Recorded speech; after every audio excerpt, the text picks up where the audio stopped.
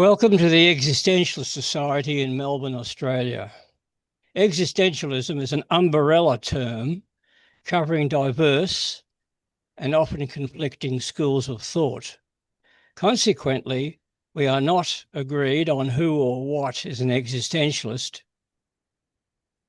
We simply agree to disagree.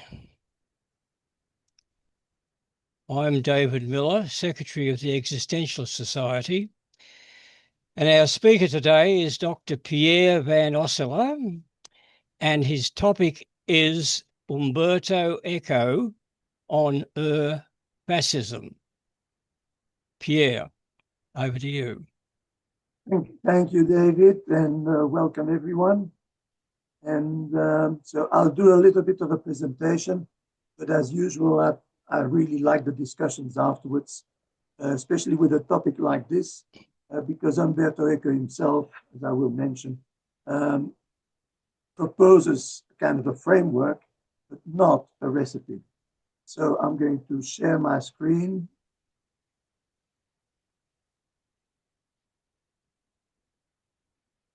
And so I'll talk over the slides.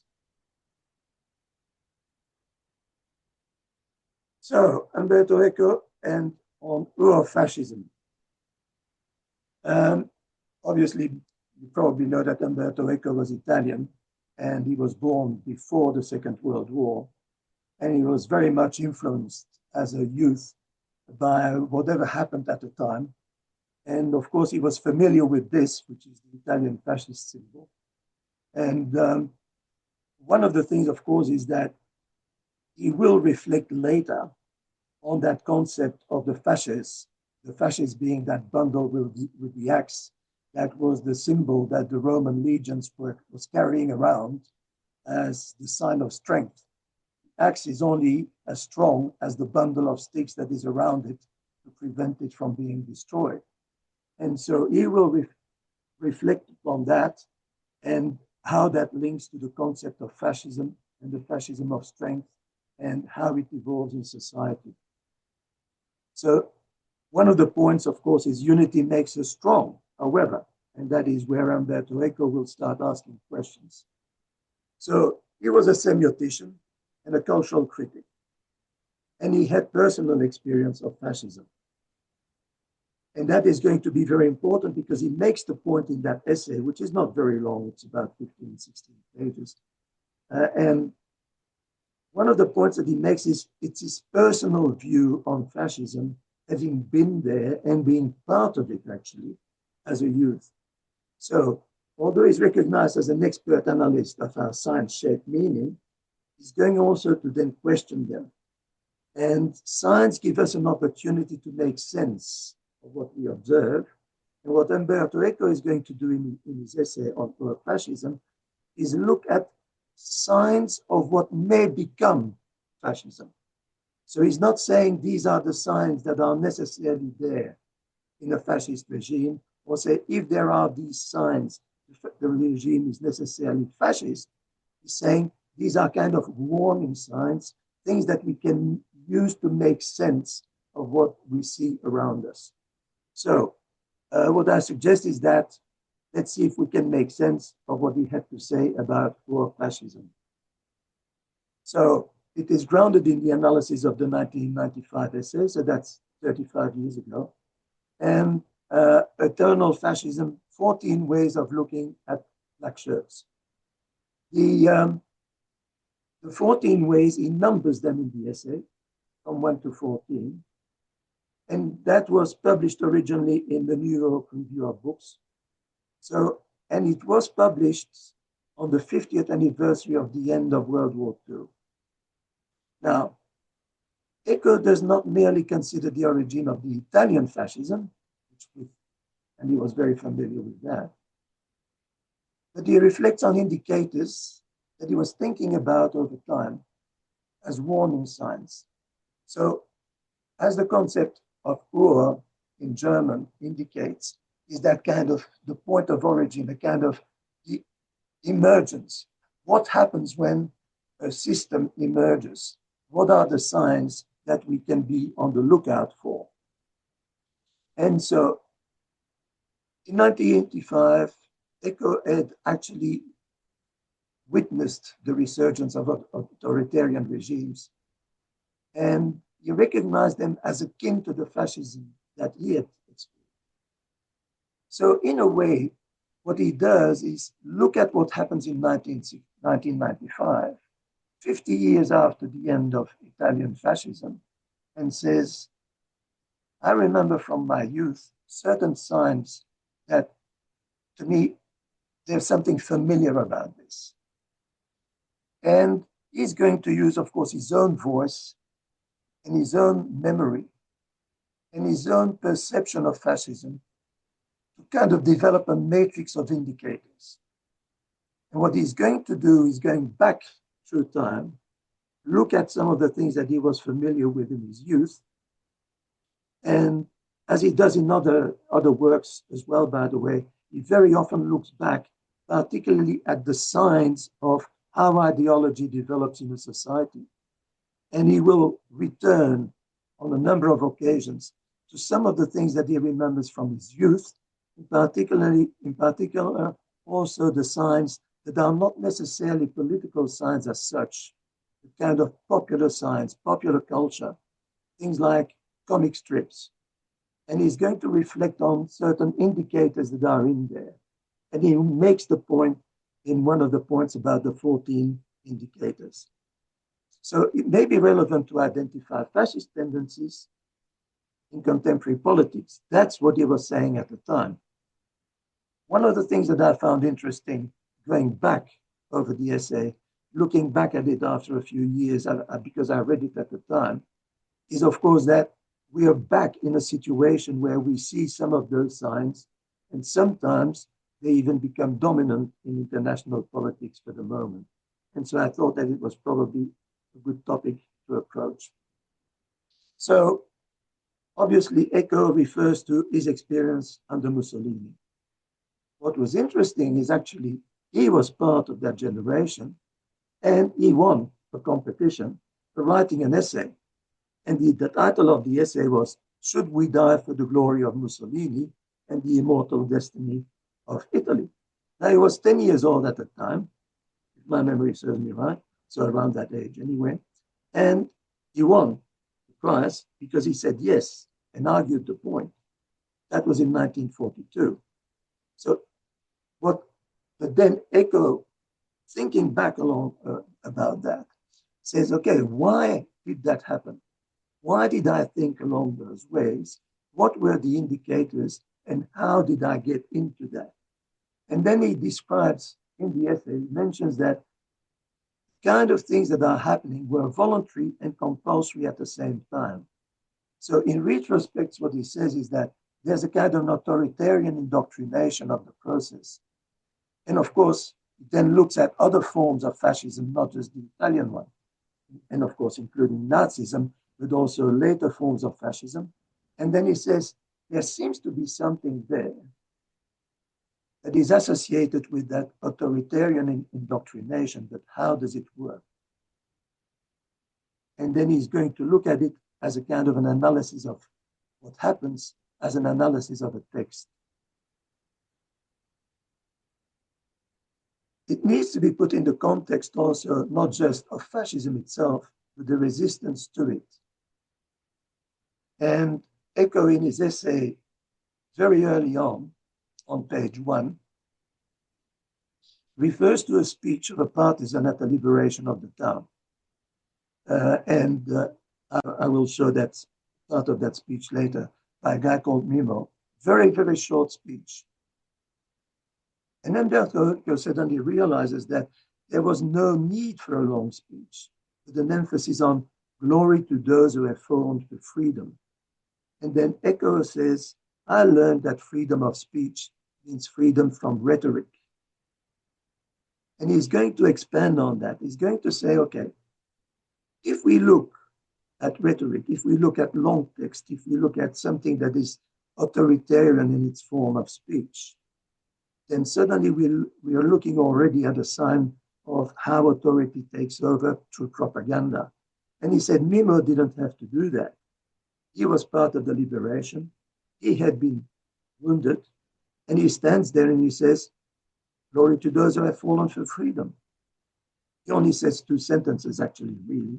And Umberto Eco then reflects on that and starts thinking about that event as something critical for the development of his own understanding of fascism as a performance of excess compared to the plain facts of resistance and liberation. So that's the background that he himself then explains in the essay. And so he proceeds to provide a description of what he believes we should look at to confront emerging fascism in its various disguises. And that's the point that he's going to make. And he does it in the context of, as I mentioned, he was really fascinated by comic books, and not just the American comic books, because he will refer in The Mysterious Flame of Queen Laoena, he's going to refer to all the comic books that he was familiar with as a child. And there is an overlap there as well. What is significant there is that Eco uses his experience to indicate how cultural instances shape the political thought, all cultural instances. What he mentions is that what it does, it shapes possibilities of political development, and not just fascism, but in general. And he will return to that in later works, as I mentioned in The Mysterious Flame of Queen Laoena. And there actually he cites a passage on page 144 where he refers to the 1942 Italian adaptation of A Life of Buffalo Bill. Now, 1942 is also the year that he's going to have that prize for the essay that he wrote as a 10-year-old. So, in retrospect, what strikes him is that he remembers that Italian version of Buffalo Bill, but there the hero is still Buffalo Bill. But in that comic strip, it is argued that actually Buffalo Bill was Italian, Domenico Tombini, and that he was born in the same region as Mussolini, and then went to the United States and became a hero. So there's that kind of transformation of history, that kind of, fake news, where he says, in retrospect, he says that is very important. And so he's going to expand on that point. And then he mentions in his essay that he suddenly had an insight. He says, okay, Italian fascism was full of contradictions, easy to see in retrospect.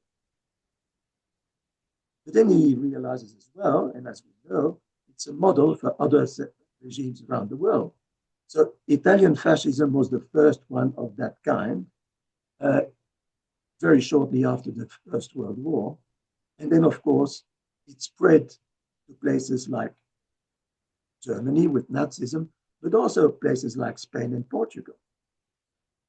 And so there were an awful lot of right-wing regimes in those countries, and also there were right-wing movements in other countries throughout Europe, and particularly in France, which actually Umberto Eco in an interview refers to as one of the origins of right-wing politics, starting with the French Revolution, which is a completely different point, and it's a different issue.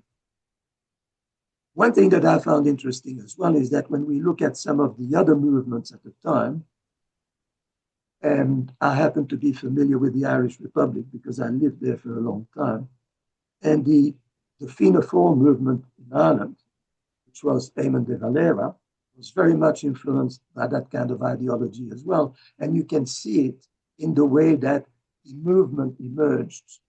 The Republican movement in Ireland developed initially based on similar kind of ideas. And I think I mentioned later as well, one of the things that I found really interesting is that the Fianna Fáil party, which was, of course, the party of Eamon de Valera, was pro-Nazi, pro-Italian fascism, and the name itself of the movement, Fianna Fáil, is Soldiers of Destiny, which is very much along the lines of what Umberto Eco is going to argue about tradition and the future and the revival of something that is part of the destiny of a nation. So one thing that Umberto Eco realizes is that all those regimes are different. There are similarities, but they're different. Nazism in Germany is not the same as Italian fascism. And it's just enough to look at history. And then, of course, in Spain and in Portugal, they were definitely different, and in Ireland as well. And the right-wing movements in England or France were different again. And then Eco mentions that he has an insight. He looks at Wittgenstein, and he comes across the concept of family resemblance. And he said, they don't have the same identity. They share in certain patterns. And so, as in Wittgenstein, he looks at that and he says, okay, when we've got a group, 1, 2, 3, 4, and one is A, B, C, the other one is B, C, D, the other one is 3, C, D, E. But then he says, as Wittgenstein had mentioned, group 4 shares nothing with group 1, but through the chain of overlapping features, these groups belong to what he calls the same family. And then he says there is no single defining feature of fascism. And he says there is no essence to fascism, but there is a cluster of traits in various combinations, and not all of them are required. Sometimes very few of them are required. And actually, it's almost impossible to see them all emerge at the same time. What Umberto Eco mentions is that we need to be particularly careful because fascism, like all movements, starts with a couple of Ur signs, and they may not be obvious. But he says you can remove any one trait and still have fascism. And he said enough of them accumulate, and suddenly they become part of the family of fascist movements. And so, as I mentioned earlier, the German prefix Ur indicates something that is primordial, as in the German word Ursprung. So an origin, a kind of a signal of emergence. The thing isn't there yet. So Umberto Eco clearly insists on that. And he says, it's not that it is fascism already, it is the start of it. It is something that is behind those fascist movements. So he refers to a latent structure. And then he says, it can surface anywhere. And then, well, fascism is not limited to Mussolini's Italy or Hitler's Germany. It is the archetypal tendency that gives rise to such projects in the past, in the present of 1995, and actually, he will argue also, in the future. So, thinking back about his own experience, Umberto Eco then identified 14 features of what he calls Ur-Fascism. And again, he insists on a couple of occasions that they do not form a coherent system. And he even points out that many contradict each other. And we're going to see that when I'm going to mention them and look quickly at what they mean. But often they involve contradictions within the feature itself. But he states it's enough that one of them is present to allow fascism to coagulate around it. That doesn't mean it's necessarily going to happen. Umberto Eco makes that quite clear. He says we need to be careful. One could argue it is something akin to the frog in the cold water, slowly brought to the boil.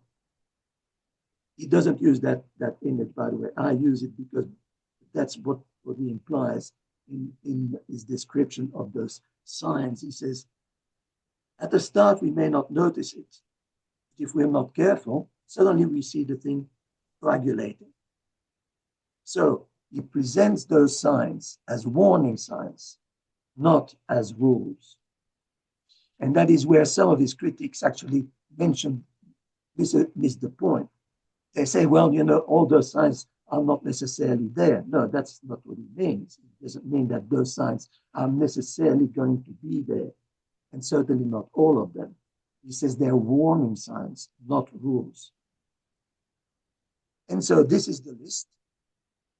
And he numbers them in the essay. So cult of tradition, rejection of modernism, cult of action for action's sake, disagreement is treason, fear of difference, appeal to frustrated middle class, And some of those points, and I'll make that point as well, some of those then, there is a bit of ambiguity sometimes, and there is a possibility of contradiction there as well. Obsession with plot. Enemy is both strong and weak. Pacifism is trafficking with the enemy. Contempt for the weak. Everybody educated to become a hero. Machismo and weaponry. Selective populism and newspeak. And again, he makes it quite clear, you don't need all of those, but if you've got one of those, you need to start looking out probably at the other ones if they emerge or as they emerge. So the 14 features of Ur-Fascism. Let's quickly look at them in a little bit more detail. So Ur-Fascism is built on syncretic traditionalism, the cult of tradition. So for the fascist movement, everything is inherited in terms of knowledge. It's all coming from the past. It's all based on a tradition that is not in the day, but from before, which is where that sign of the fascists and the reference to the Roman Empire in Italian fascism is going to be absolutely critical. But then Umberto Eco realizes, which is why he makes that point, is that if you look at Nazism in Germany, for instance, there's also the mythology of the German culture. It's mythological. It doesn't need to be real, but it's a kind of a tradition. And then that kind of point that they make is that there is a nostalgia for the golden age. Something was better before, which is interesting if we look at some of the political movements today where somebody said, it was better before, let's try to restore it. It's one of those warning points that Umberto Eco emphasizes. He says, we need to be careful when we look at that tradition and the golden age as the solution for something today. So it's reinterpretation. What Umberto Eco mentions there is that it creates a kind of an anti-intellectual position. The truth is already there. We don't need critical inquiry. And actually, critical inquiry becomes dangerous for a fascist movement. So the national mythology must be protected at all costs. One thing that I find interesting, of course, is that there is a mythology of the current empire as well. And that, if you look at Italy and the fascist movement in Italy, and then even more so in the Nazi movement in Germany, there is that kind of mythology where the past becomes the reason for an argument for a current empire, and an empire that is going to live forever, which is, of course, highly questionable. One of the results of that, according to Eco, is that there is another sign, and it's not necessarily that one comes before the other either, by the way. He makes that point. They're not necessarily chronological.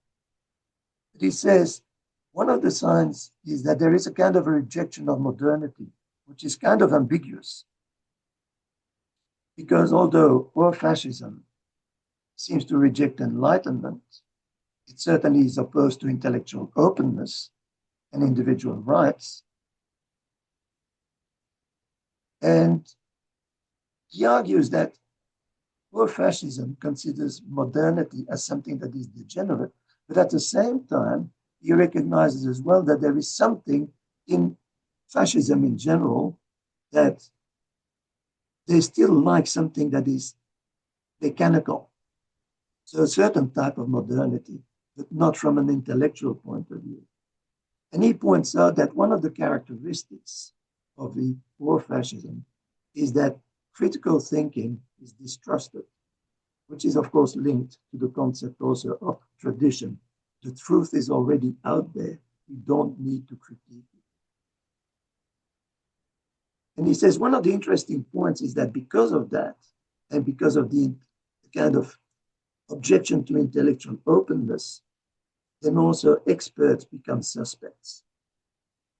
And there's a kind of an emotional reasoning that takes over.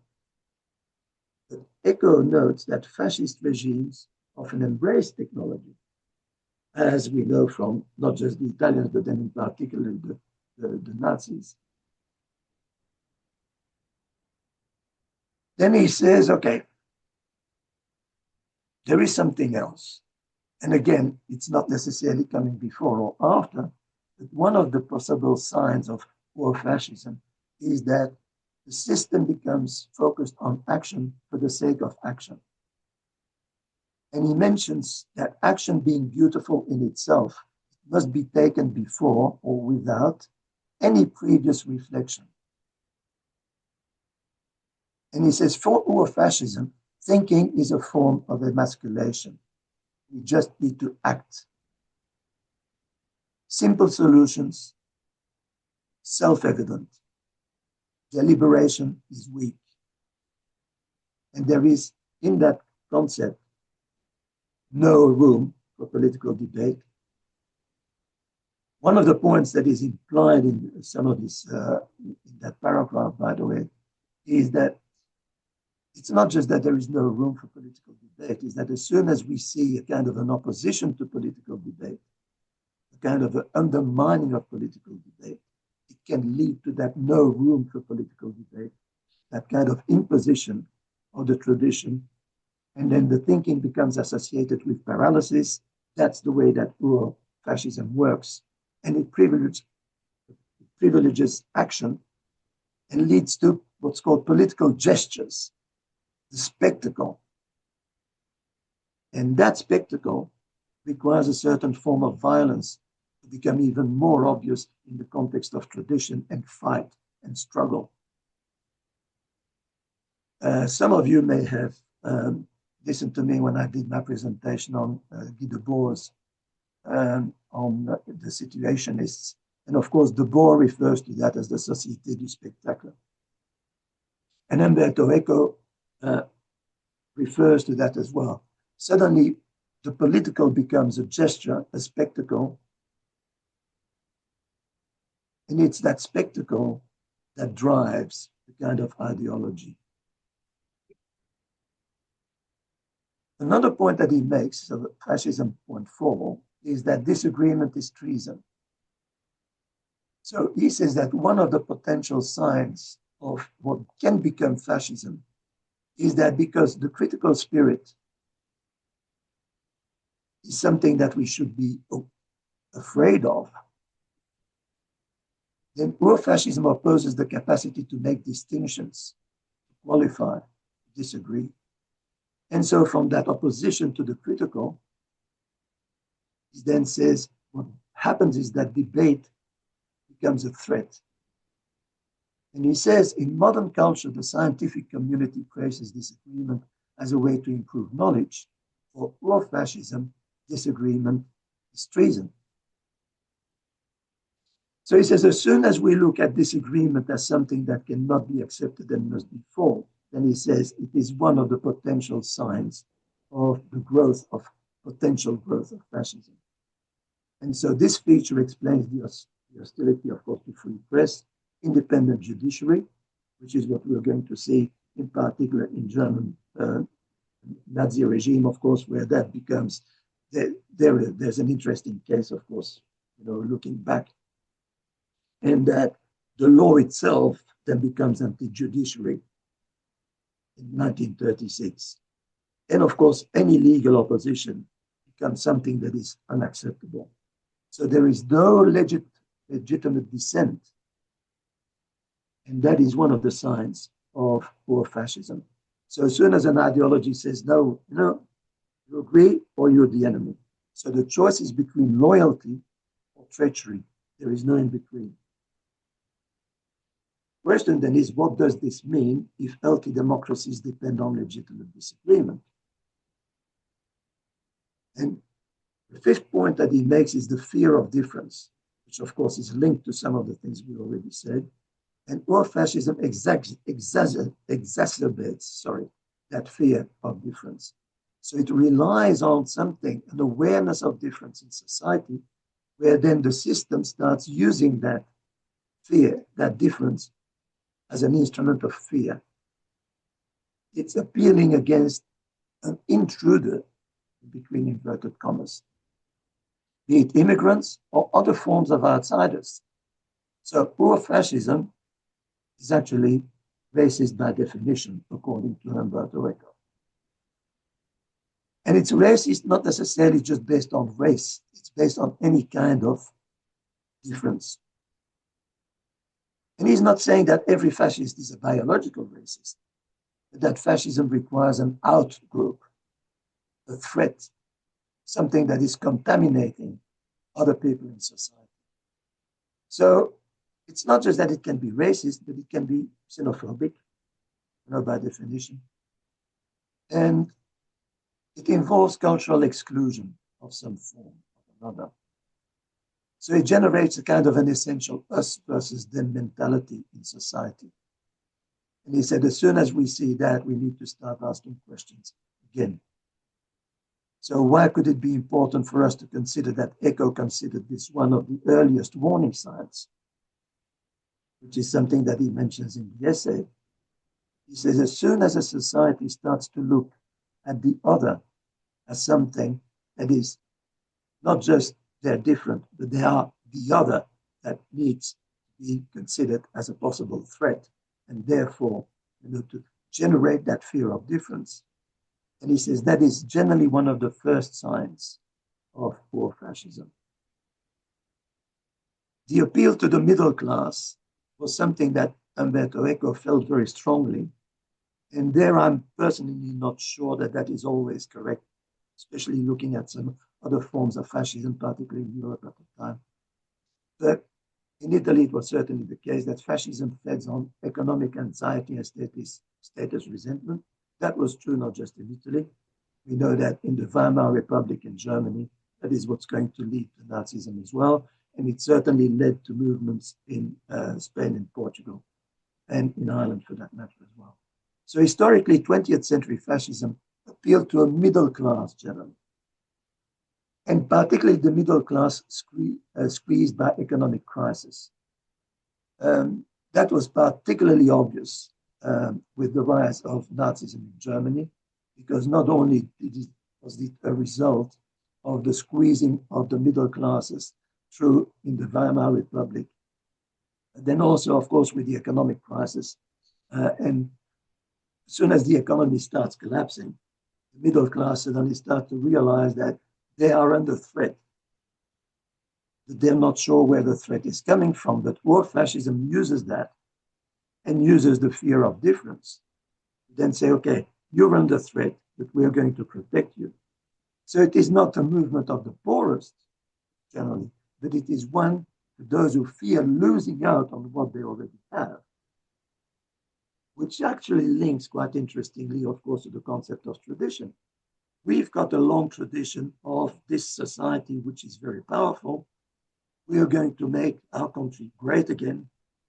So you're not going to lose what you have. So it is a movement where economic insecurity causes significant cultural anxiety, and that anxiety, that fear, is then used with the fear of difference.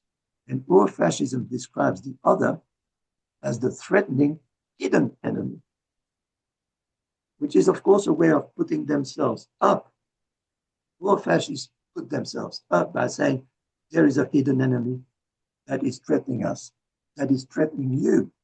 And this, in a way, helps explain the class struggle character of fascism. It explains also, in part, why then they are going to oppose other forms of political and social struggle.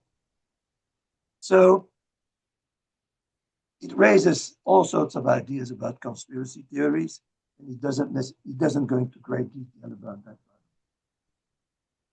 Obsession with a plot. So the followers must feel besieged, as we already mentioned, that fear of difference, the threat from within. And it gives its adherents a sense of identity through opposition.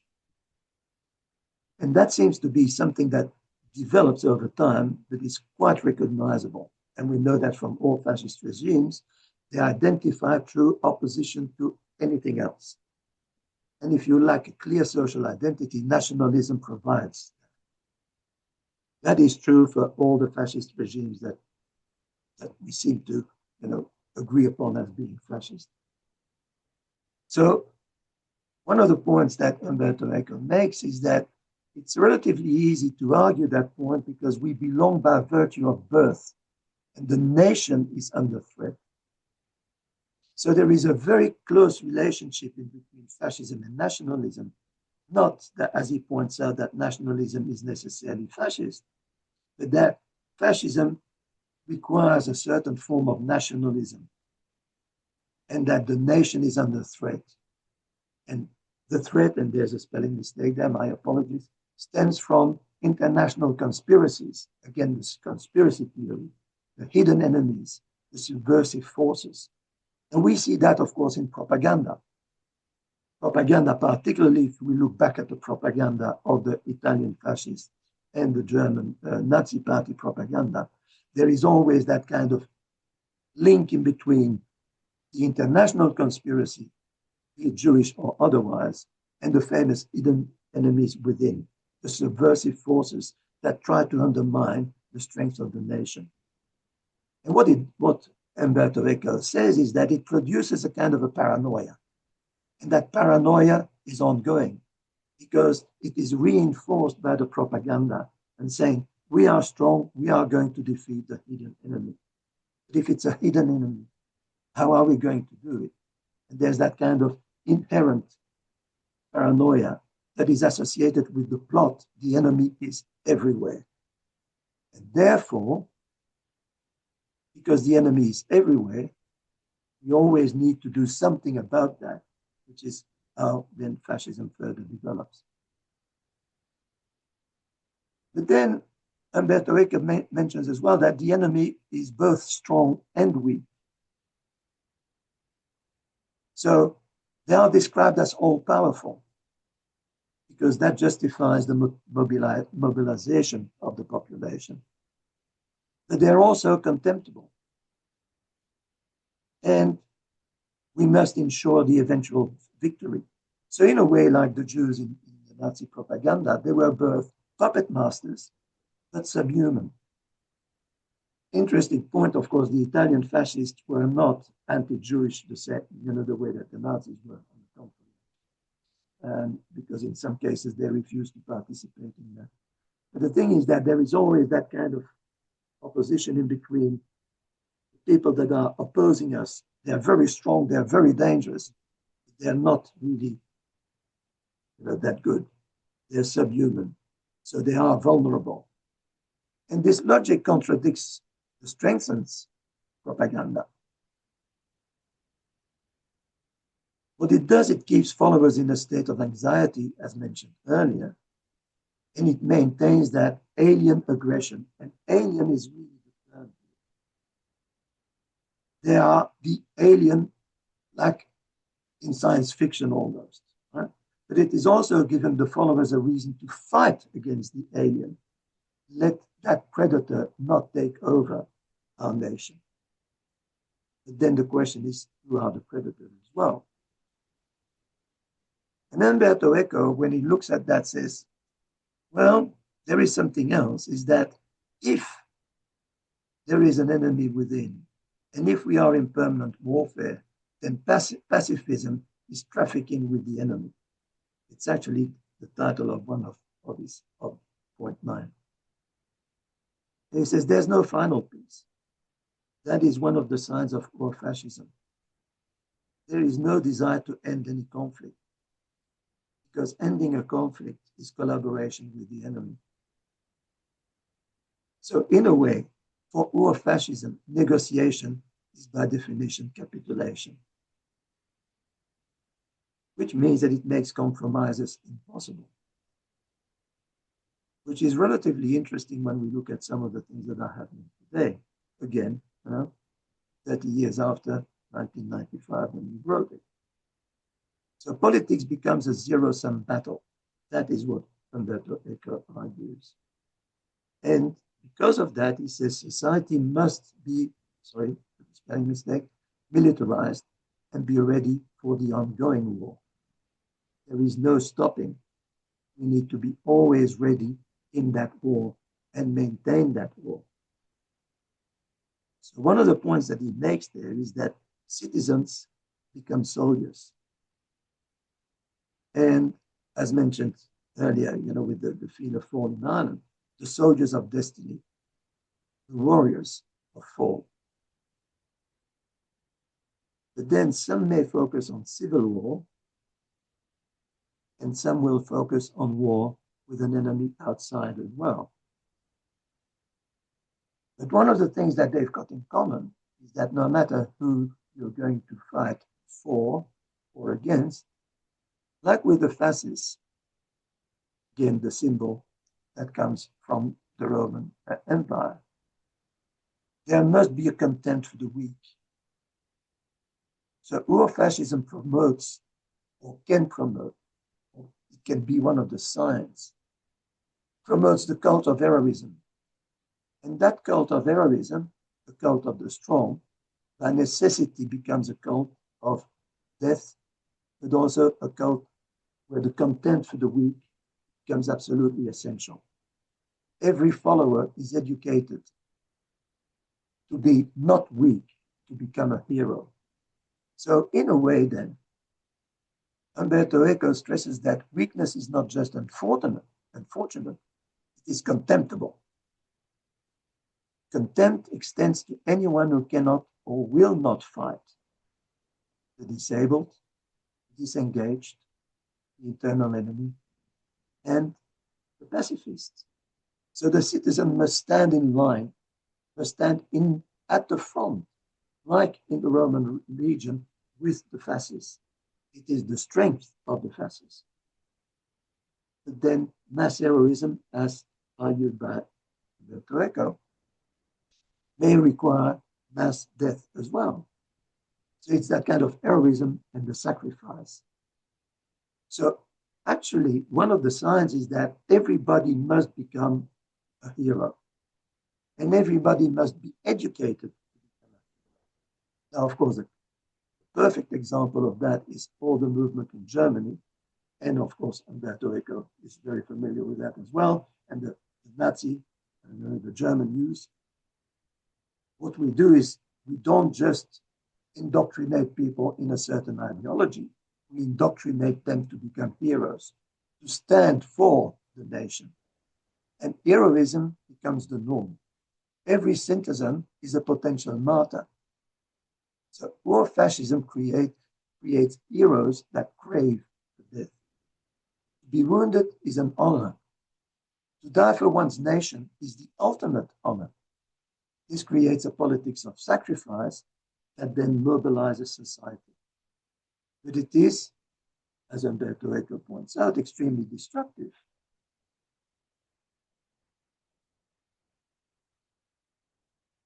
At the same time, because of the heroism, he says there is a sign that certainly in the Italian, and that is one of the areas where there has been quite a bit of questioning of his point, by the way, but it's still a very important and very valid kind of sign. He says permanent war and heroism are difficult to sustain.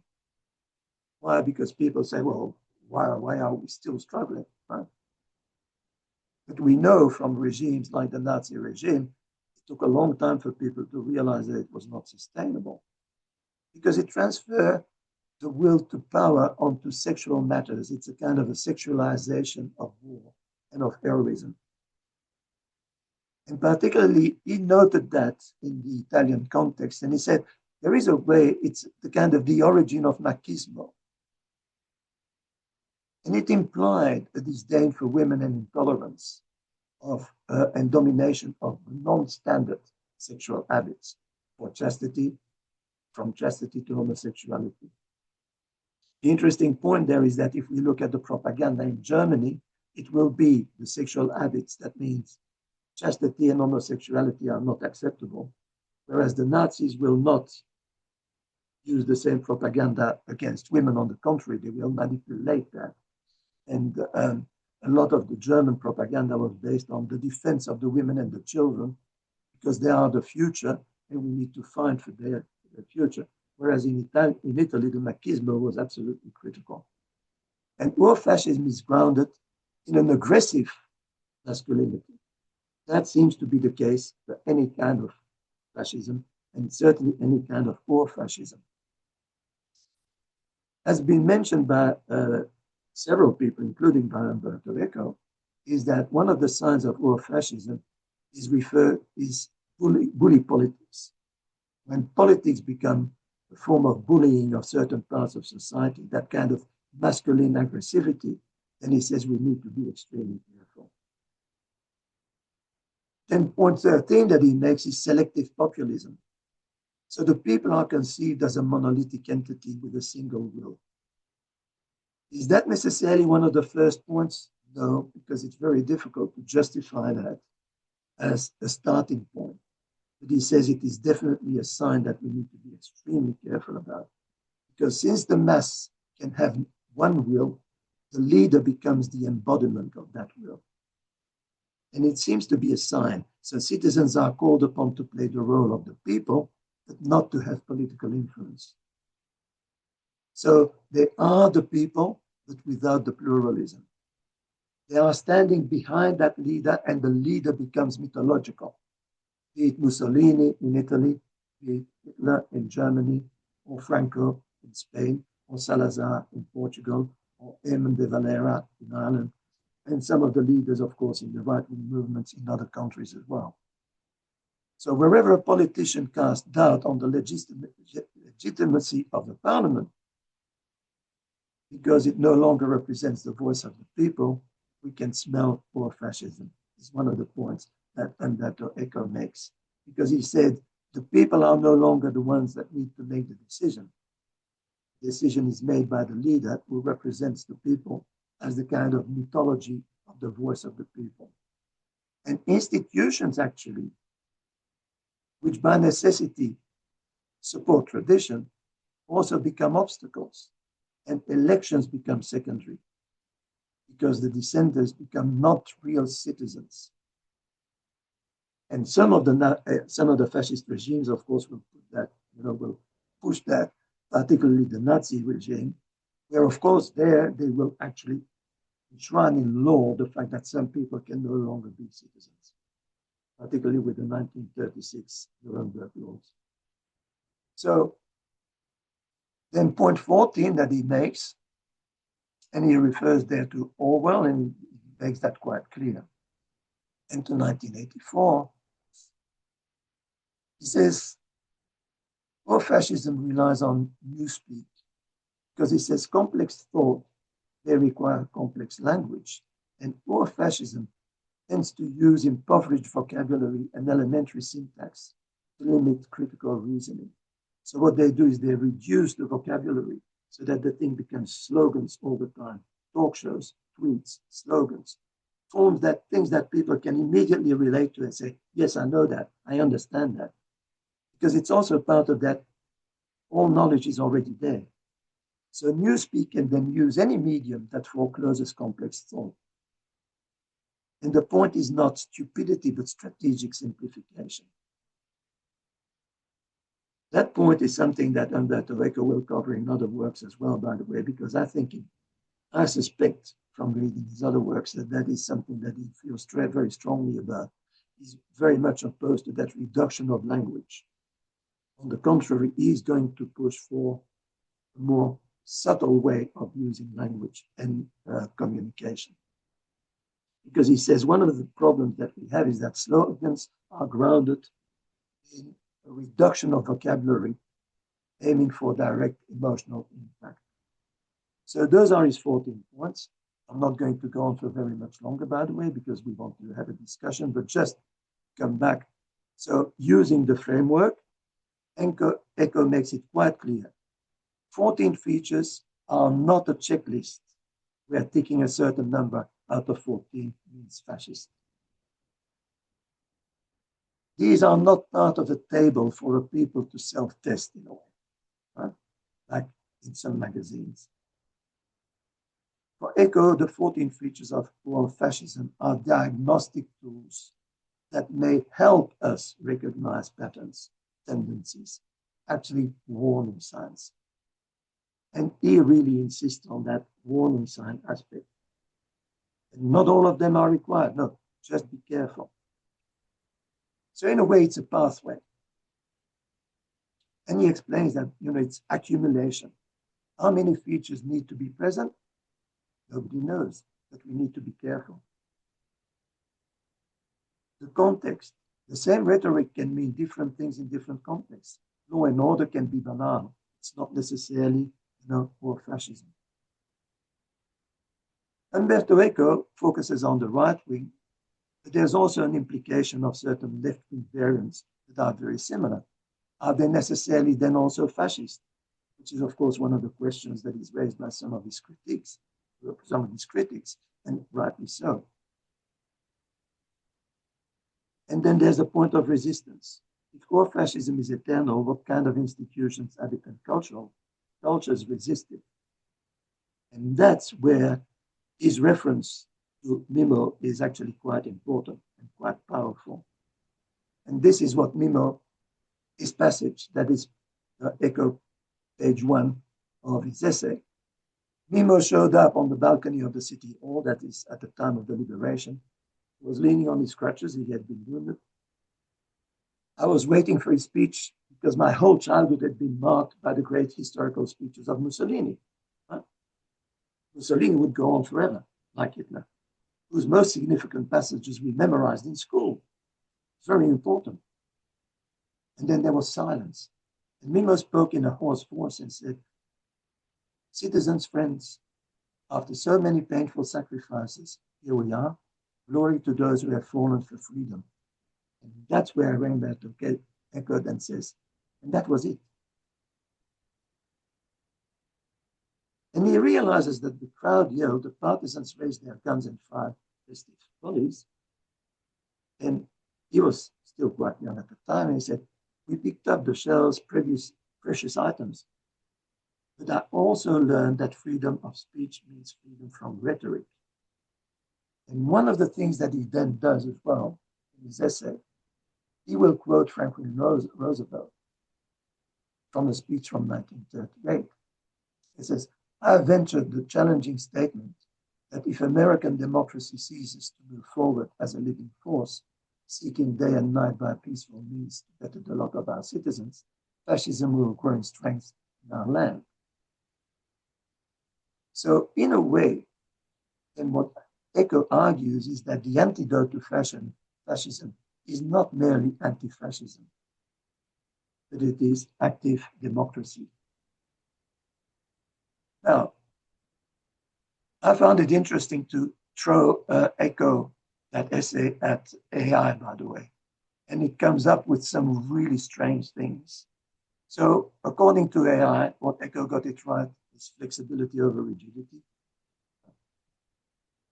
refusing a single definition, and that is definitely something argued by Eco. The personal grounding I find fascinating because indeed Umberto Eco himself makes it quite clear he could not have written that essay without his personal awareness and understanding and participation in fascism. Fascism isn't a museum piece, it's a lived experience. And that it is structural, not moralistic. And indeed, Eco doesn't thunder about evil. He simply says, these are the features. It makes the work, the framework, usable. What I found interesting as well is that AI then also comes up with things that the framework cannot do. That is something that we can talk about. It can't help you when to act. You can recognize features with what to do about them. It's a diagnostic tool. It's not a political program. One of the points is that it cannot distinguish degrees. So is that movement with 3 features as dangerous with one with 12? No. The framework doesn't say at all. It's simply diagnostic tool. And it can't replace historical analysis. And actually, Eco does not argue that it is an historical analysis. He simply says this is something, a framework, to see if we can identify Ur-Fascism before it turns into actual fascism. And so the eternal golden task is, Eco's closing words are, Ur-Fascism is still around us, sometimes in plain clothes. It would be so much easier for us if there appeared on the world scene somebody saying, I want to open Auschwitz. He says life is not that simple. Or fascism can come back under the most innocent of disguises. And I suspect in general it does. Our duty is to uncover it and to point our finger at any of its new instances every day in every part of the world. So this is not paranoia, it's simply vigilance. What it means is that the work never ends. And there's a theological implication in there. Is that freedom and liberation are an unending task. That's Umberto Eco's words. So anti-fascism must be perpetual. It requires that kind of critical attention, not just lip service. And it requires an active development of difference.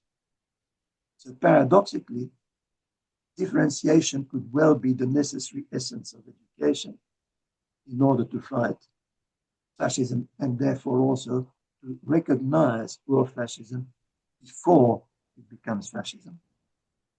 And there I would simply encourage people to reflect on the words of Heidegger that I mentioned in a previous presentation as well, is that in the question concerning technology, Heidegger says, the closer we come to the danger, the more brightly do the ways into the saving power begin to shine, and the more questioning we become. Or questioning is the piety of thought, which is exactly the opposite, of course, to many of the points that Umberto Eco recognizes as Ur-Fascism. Ur-Fascism does not like questioning. And Worm's existential crisis, again.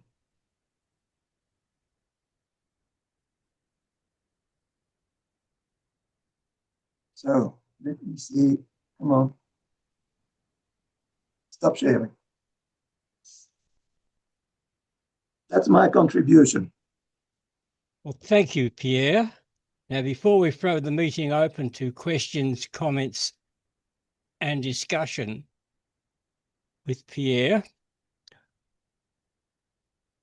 I have a couple of announcements. The first of which is that the next Existentialist Society lecture discussion will take place in 1 month's time on Saturday, the 4th of July. That would be the evening before if you're in North America. And Dr. Usha Sister is speaking, and her topic is Philosophy of Science, Demystified and Desanitized. I'll read that again. Philosophy of Science, Demystified and Desanitized.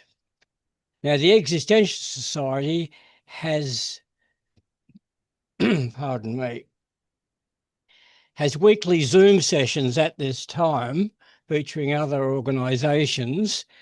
And if you'd like to attend them, well, the easiest way is to get onto the Existential Society's meetup page and you'll get the topics and the Zoom links there. So I'll put the Existential Society's meetup page link in the chat. Now, for our questions, comments, and discussion session, we'll use the raised hand method. And for those who don't know, you'll find the raised hand icon in the React tab at the bottom of your screen. So, Stephen, go ahead. Thanks a lot, Pierre, for the wonderful talk. I myself am a bit doubtful about Eco. He is, after all, a Marxist and therefore highly biased. And when I looked up the history of fascism and its development from World War I towards World War II, what you see is something that was actually a development of Marxism itself. Mm-hmm. Mussolini famously was a Marxist and then he discovered in World War I that a number of Marx's propositions failed. And the biggest one for him was nationalism, that of course, for many decades, the workers of the world have said, we won't be sucked into another war. All the internationalists were there, and then World War One starts, and they're all sucked again back into their respective nations. So it shows that despite what people say, tribalism is one of the most powerful forces there is. So as far as I can see, fascism is another type of socialism, which was derived from Marxism, that was simply highly opposed to the extremism of the Bolsheviks, which showed up in Russia. I mean, this is a thing people overlook. The world saw what they called the Red Terror.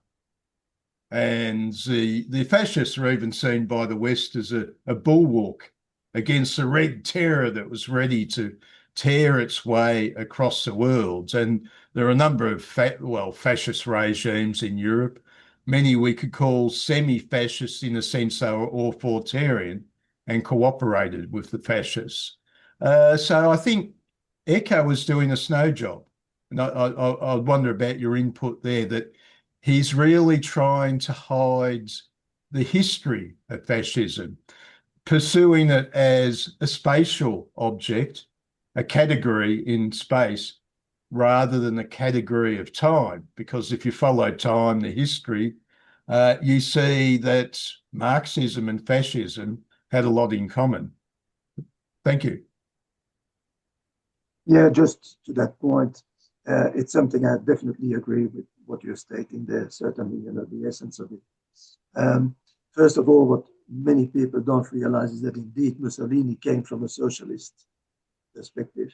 And of course, the National Socialism of Germany, refers to socialism in its title as well.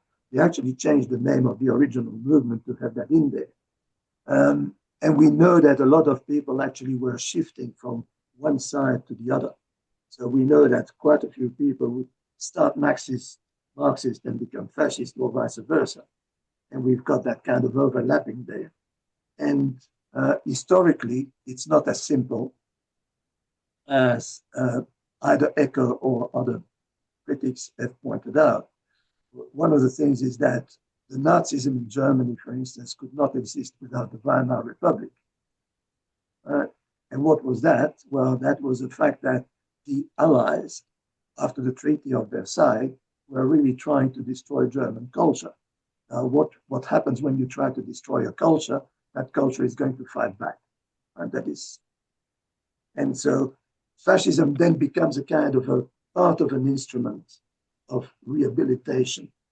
And that doesn't mean that the points, that the warning signs that Umberto Eco refers to are wrong, but the interpretation that we give to them may be wrong. I'd probably take up your point there.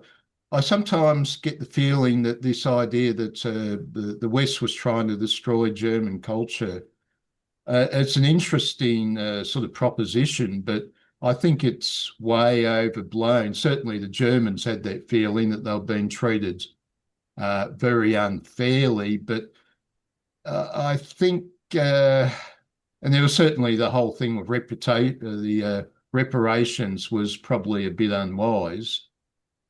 But yeah, I don't know, that this sort of very harsh attitude they had that we were so mistreated, when of course the Germans were quite happy to mistreat anybody else. Oh, yeah. It's that kind of ambiguity, which, to be fair to Eco, in quite a few of his chapters, he refers to the concept of ambiguity and uncertainty and contradictions without the whole idea as well. All his points implies possibility of different interpretations, which in a way why he himself states these are not rules. These are simply kind of things that he reflects upon in retrospect with his experience also of his youth, of course. Right? Being brought up as a fascist kid, and then look back at it, and of course he changed, because of course, as we know, he became a Marxist. And it's interesting to see how he manipulates that. I find that.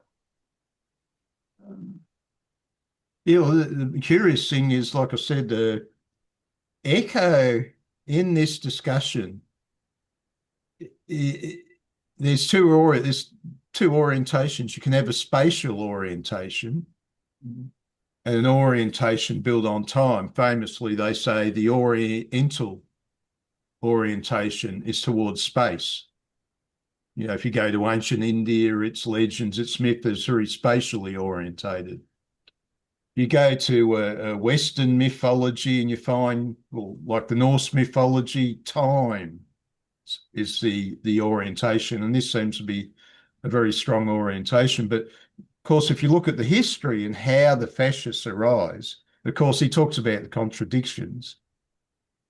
Humanity altogether is full of contradictions. When we, speak about the pejorative and how bad something is, of course, a hypothetical alien would come along, look at humanity and say the whole lot is bad. This is, this division into bad and goods. You underlying, you've always got to take the attitude, it's a bit like the Nazis saying all the other races are bad. And the Nazi says, well, that's quite correct. But I look around at our lot, the Germans, and they're pretty bad too, like the rest of humanity. But they don't have this perspective. They have this idolization that they are the good without criticizing that.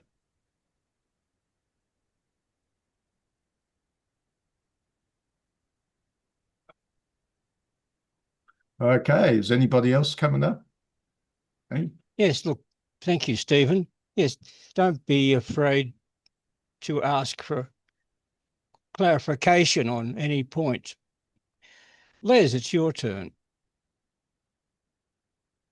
I'm surprised it's only me and Stephen asking questions. I don't know why, because it was a thoroughly fascinating talk, Pierre.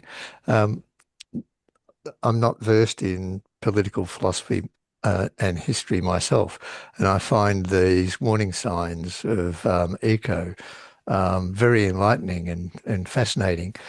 So nobody's mentioned Trump yet, so I'll be the first one to. When I looked through those 14 warning signs, Eco's 14 warning signs, I suppose what was alarming for me was that the vast bulk of them, 12 or 13 of them, I saw as warning signs applicable, especially in this second presidency of Trump. So I'm just, and this isn't a reflection of the Republican Party. For me, it's a reflection of Trumpism, and the Republican Party is just falling in line. So I'm wondering how much thought you put into these 14 warning signs and how applicable they are to contemporary the United States. Yeah, one of the things that I found interesting going back to the Umberto Eco essay, of course, he produced it in 1995, 50 years after the fall of Italian fascism. And he was concerned by the kind of resurgence that he saw. So he could see those signs appearing again. And when I read again, in order to prepare for today, it became obvious to me as well that if you look at, and I was not going to mention Trump because I suspected that it become, he's not the only one, by the way. But we see an awful lot of regimes where if you look at the warning signs, that's it, they're there. Not just one or two, but quite a few of them. In retrospect, what I find interesting as well is that some of those signs started to appear in the United States before Trump version 1. And so that is where I think the point that Umberto Eco makes, irrespective of his own political alliances, is that he says we need to be on the lookout for those things just to see if it makes sense. Is there some form of fascism? Now, if we look at the history of the United States over the last, let's say, 25 years, particularly after the fall of the Soviet Union, because suddenly they became the ultimate power, and suddenly they become so convinced that they're ultimate power that we begin to sign some of these poor fascist signs really developing. And of course, if we look at it today, irrespective of our political ideologies, we look at it and we say, well, it doesn't matter if Umberto Eco is necessarily right or wrong, but the signs are there. If we look at Trumpism the way it is now, almost all of the 14 signs now are there. Now, it didn't start with 14 signs. Why weren't we more careful? And that, I think, is probably the one thing that I take from that essay. It's not so much saying, we need to be opposed to this, opposed to that. He says, no, they're warning signs. Then what can we do? And it's interesting that he doesn't propose a solution, by the way. He simply says, we need to be aware that that is where fascism starts and how it develops. And I fully agree with you. If we look at some of the political regimes at the moment, including, of course, in the United States, the signs are there. Thanks very much, Pierre. It's sobering analysis and sobering thought, worrying. Thanks. Thank you, Les. James, it's your turn. Thank you. I was really impressed by the presentation because I expected something that was a little bit different, but it still managed to be a little bit the way I expected. And that's sort of like the 14 points. I just was wondering, Pierre, do the 14 points ever get picked up by Eco as a kind of in a Hegelian negation, where from each of the 14 points you can sort of take a political position opposed to fascism by inverting the meaning? What I find interesting and he makes the point in his essay, he says, this is not the solution. This is simply how can we make sense of what happens in a way that we can recognize warning signs. He makes it quite clear. He says they're warning signs. And I found that interesting as well, particularly reading it again, that he doesn't say, and therefore we can do this. The only indication there is really at the end when he refers to FDR, and the point about democracy, right? And the need of that kind of awareness of the need to protect democracy. But then he doesn't say exactly how. And it's interesting that he takes that example of FDR. It's interesting as well when you read some of his work, including his reference to the comic book impact that triggered some of his ideas about Ur-Fascism. And that he looks at American culture, and particularly the comic book, as a kind of a representation of political debate in a way that most people would not recognize. And he says we need to be very careful with popular culture. It is an indicator of some of those signs. And so he's even more concerned, I think, reading it again and reading some of his other works. I think Umberto Eco is particularly concerned with signs of Ur-Fascism in general in everyday communication. How the media articulate some of those values and that people then normalize them. And in doing the research for today, I came across an interview of Umberto Eco from around that time, because it was around the time of Ronald Reagan. And the interviewer, it's a French interview, and unfortunately I couldn't find an English version.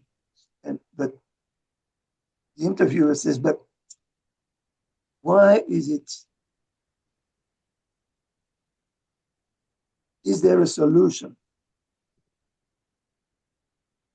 And Umberto Eco says, the only thing that we can do is when we look at the media, the way they evolve,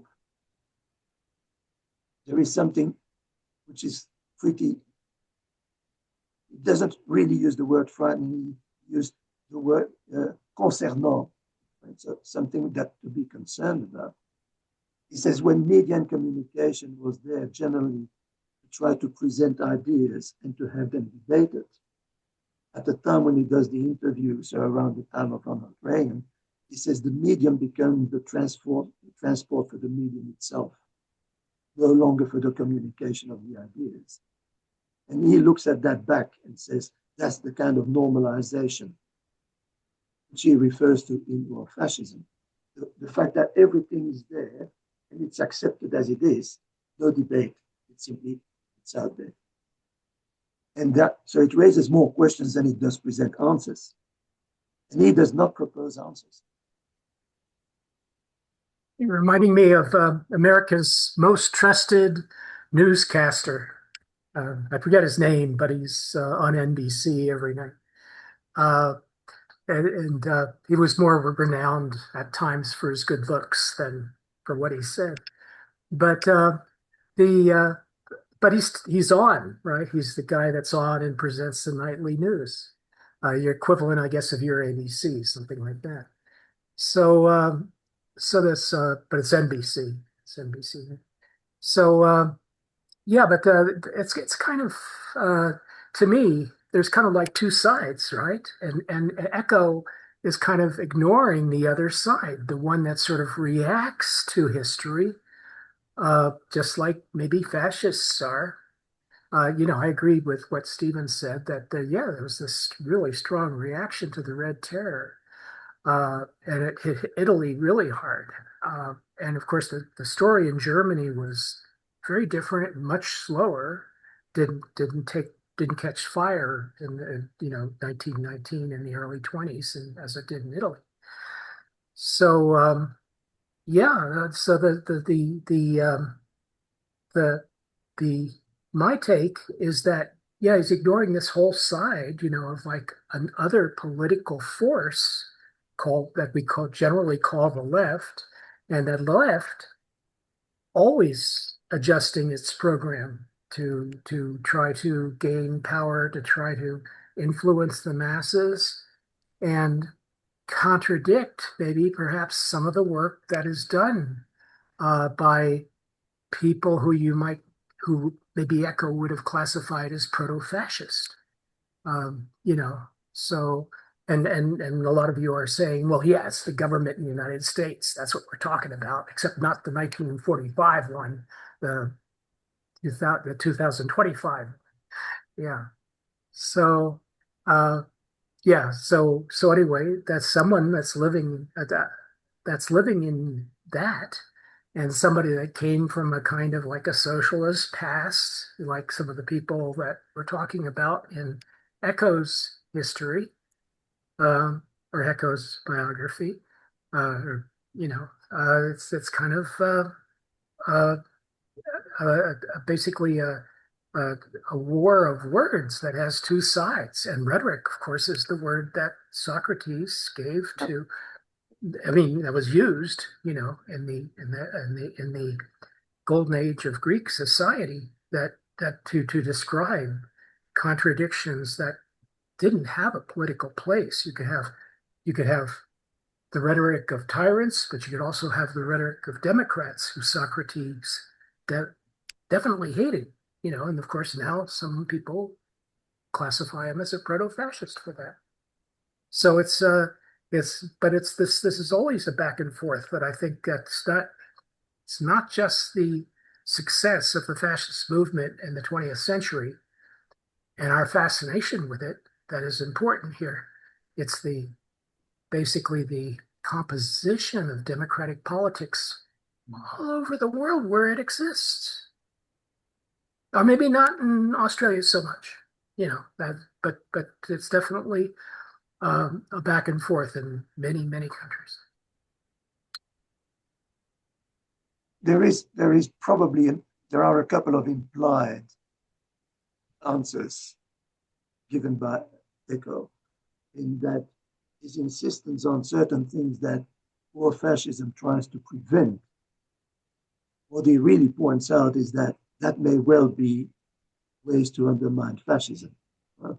And one of his major points, of course, is that kind of absence of critique. Right?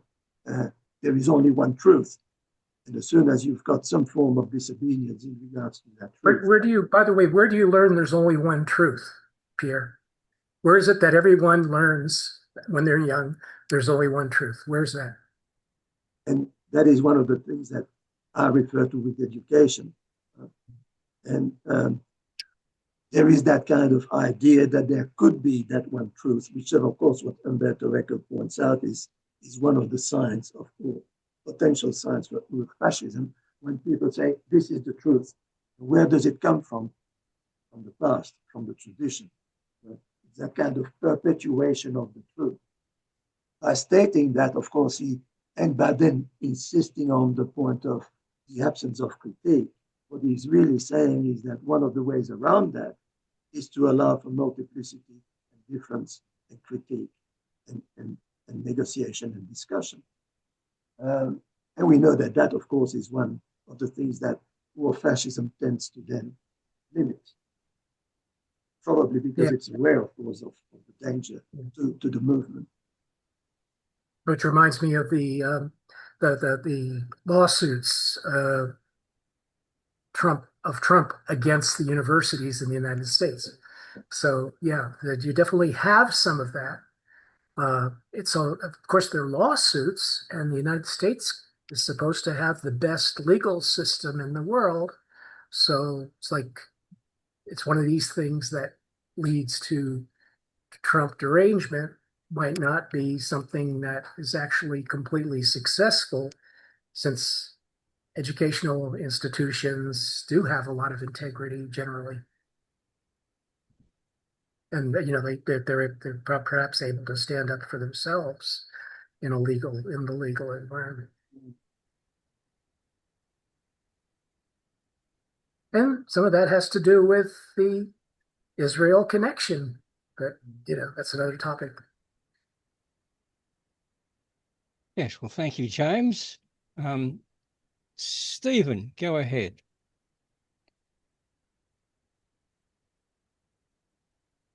I think I'm unmuted now. Yes.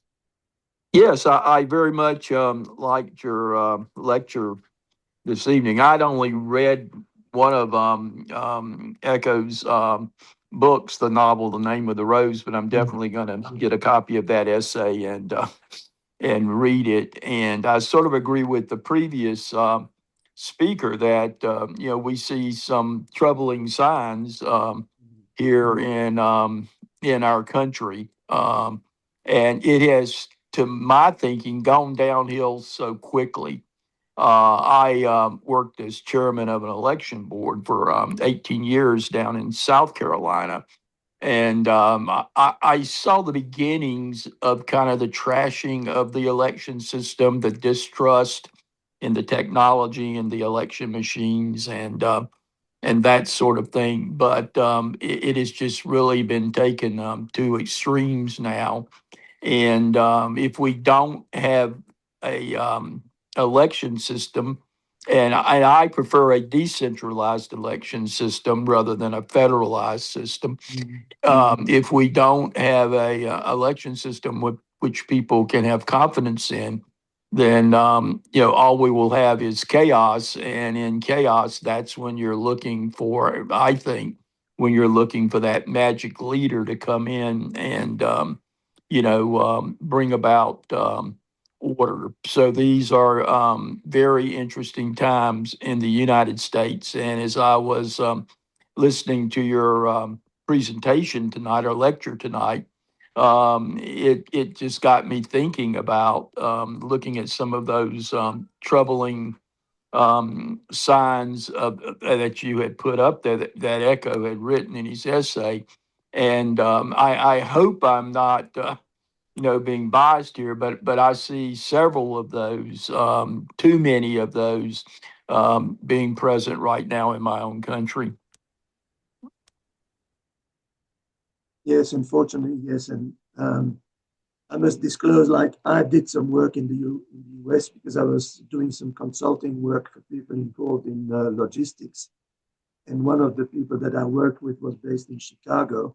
And so I would visit there from time to time. And it was interesting to see the development of how the system I started going there regularly from about 1998, 99 to about 2011, 12.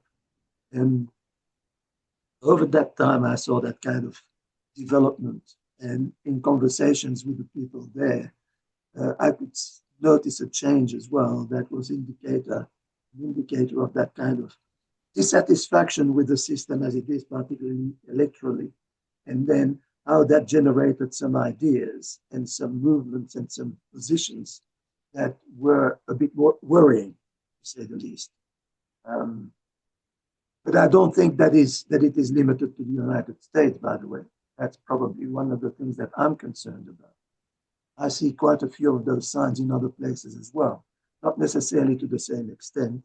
But again, that's the point that Umberto Eco makes, is that it's just a diagnostic tool to see what are the warning signs. And I think the point that he makes at the end, which is one of the potential solutions, is participatory democracy. Where does that go? And it raises issues, of course, about the point that you're making, the kind of elections, and how elections are run, and how also the whole political debate is happening. Because it's one thing to have elections. If people are not informed properly of what the election is about, then what is it going to do?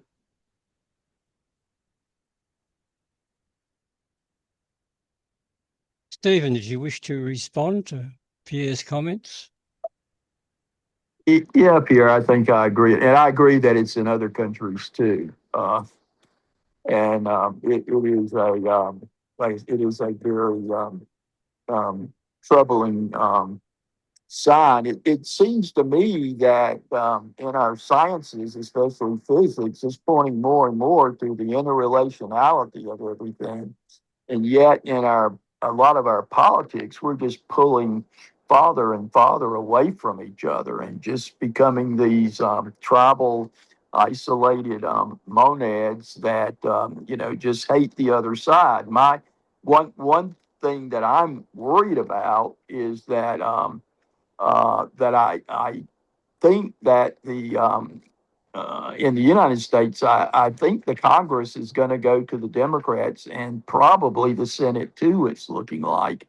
And it'll be interesting if Democrats come to power, how they will go about because I think the voters want some legal guardrails around the executive. And how will we do that within the bounds of the Constitution and the recent Supreme Court decisions on the immunity that the president has from at least criminal prosecution? So that will be an interesting thing in our country, I think. But I'm afraid, from what I hear from a lot of my Democratic friends, is they really want blood, they really want vengeance, and we see that, I believe, going on in Maine right now with the Platinum campaign. I mean, he's positioning himself as a real fighter and all of this, and he's certainly had a background in which he's actually done a lot of fighting, evidently. And if we get a lot of those people in office, I don't think they will be good for necessarily good for the institutions, our governmental institutions. Yeah, it's that issue of polarization. Well, it comes in, and I don't have a solution for that. I simply notice as well, as an analyst, you look at that and you say, okay, I can identify certain issues there, but it's a long shot from identifying a problem to finding the cure. Good, thank you. Stephen, it's your turn. Yeah, Pierre, it's this big question of geopolitics. I love how people go on about Donald Trump, but the problem there is that, again, it's misunderstanding the nature of time, because Donald Trump appeared and he's going to disappear. You know, time is bigger than Donald Trump. But you look at history, and you look at the Anglo-Saxons, the Americans, the British, maybe even us Australians, and we've had the world at our feet for centuries. We've lived it up beautifully, and we're such golden repositories of democracy when we've had the world at our feet. Then you look at some of the Western European powers, golden repositories of democracy like Belgium with its overseas empire, France with its overseas empire, Holland with its overseas empire. And they go on about democracy while enslaving other people. It's beautiful. And but this luck is running out, it seems now. The Europeans, Western Europeans, had such a powerful position in the world, the Anglo-Saxons, such a powerful position, and they're all full of good thoughts and harmonies while they're living it up. But as soon as life starts becoming not so easy, they transform, they change. I'm quite convinced by Oswald Spengler, although everybody else would dismiss him as a crazy mystic. But I think he made some very good points that, for example, the common people of these countries start to mistrust their experts. Because, and one of the huge problems with democracy is the average person is not really there for the good of the state. The average person is there for their well-being and their goods, and they vote accordingly. This was the point made by, I think, Plato and Aristotle. They will vote in a demagogue who they feel will serve their interests on both sides. Give me more handouts, give me more welfare, make the world an easier place for me. And it's not the common goods, is it, really? And this is why they said democracies will inevitably become tyrannies. In Donald Trump, we see a tyranny arising, not because just of Donald Trump, because the situation is now demanding it, because people expect too much. They bankrupt the states. Thank you. Did you want to respond, Pierre? No, I don't think that. I value that kind of contribution because it is, again, an indication of certain things that we all notice that something is wrong. And indeed, if you look at what happens, and again, it's not just in America or in, we've got situations like that in Australia as well, where suddenly we say, okay, what is happening is not healthy. So what? It seems to be an inevitable sort of thing that democracy, you have monarchy, then you have a sort of oligarchy where the merchants and the aristocrats work together. That eventually goes to the common man and you get a widespread democracy. But that very situation that the common people then suddenly want things, too much stuff, which bankrupts the state, ultimately is the downfall of democracy and how you end up with a tyrant. Well, thank you, Stephen. Thank you. Dave, your turn. Thank you, Pierre. It was a wonderful presentation. I was fascinated. I come from the liberal perspective, but it was interesting the things I picked out of those 14 points that were all well drawn. But the thing about simplicity, I've noticed my conservative friends always have a simple answer. Of course, it's usually the other, but the importance of spectacle. Some of you down in that island may not remember all the things from 2015, but Trump's grand entrance was coming down his golden escalator with his wife and with a small crowd of people. Well, he's in New York City, and he had his assistants go out and hire out of work actors and probably gave them each a $20 bill to stand there and be a cheering audience. And maybe not much spectacle, but it sounds like, looks like something's going on. And that's the thing. It seems to me every time you see Hitler, he's making a speech to a cheering crowd, people waving their hand, the salute and all this other stuff. Donald Trump is famous for his giving speeches to crowds. In fact, what I recall from his first term, he was roaming around the White House and he had nothing to do. And people said, well, arrange a rally for him. So they sent him out to the hinterland to give a speech and a rally. That's really all he knows how to do besides that and play golf. But there's amazing things. And, you brought out contradictions, but Stephen Miller is one of his chief advisors over immigration, and I would almost say ethnic cleansing. And the fact that he's a Jew and should have, read about the Holocaust. But, and of course, the other thing is the historical thing going back to Golden Age.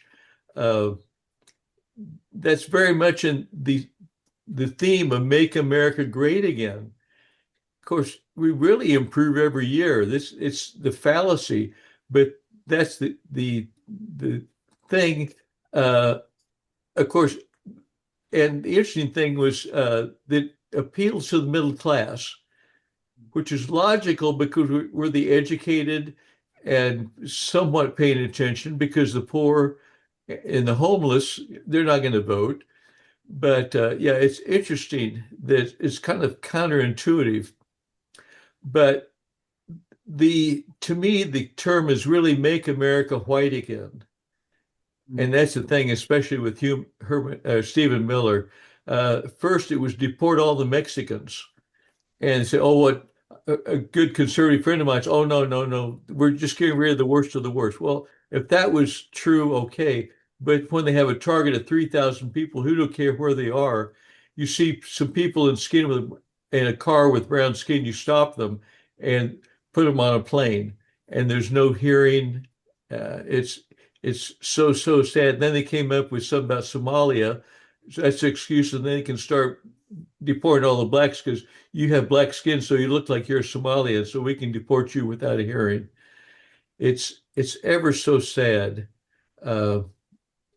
But it's and anyway, just revealing, but it's just so many of those 14 topics hit a chord. And David, is this go up on YouTube? Because I really would love to refer people to this presentation if they could see it on YouTube.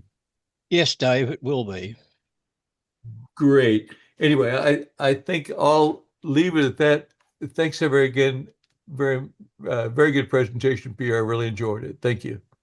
Yeah, and by the way, so not only will it be on YouTube as some of the previous ones as well, but if anybody wants the PowerPoint slides, I can give them as well. One point that you're making, which is very close to one of the things that I'm really interested in, is that performance side, which is why I did a presentation some time ago on Guy Debord and the Société du Spectacle, is that one of the things that we're facing is that the performance replaces the substance. One other comment I was going to make quickly, because people ask if Trump had read Mein Kampf, which is Hitler's word, I guess what it meant, my plan. And his niece said no, but on his bedside table was Hitler's speeches. So get that, his indoctrination. Thank you. Thank you, Dave. Michelle, it's your turn. Thank you, Sir David. Sir Pierre, I have to ask, I missed a good section of your lecture. My apologies. But I'm guessing you're from France, per se, yeah? With a name like Pierre. Originally, I'm from Belgium, a country that was mentioned not so long ago in the context of some colonialism. So originally, I'm from Brussels. Nice, nice. So thank you for your lecture. You seem to have a lot. I could tell. I got a lot of great sense of your enthusiasm and passion for educating people about fascism and what fascism holds as a danger to society and what the dangers could cause if fascism were to once again run amok throughout the countries of the globe. So it was a great learning experience. Thank you. You're welcome.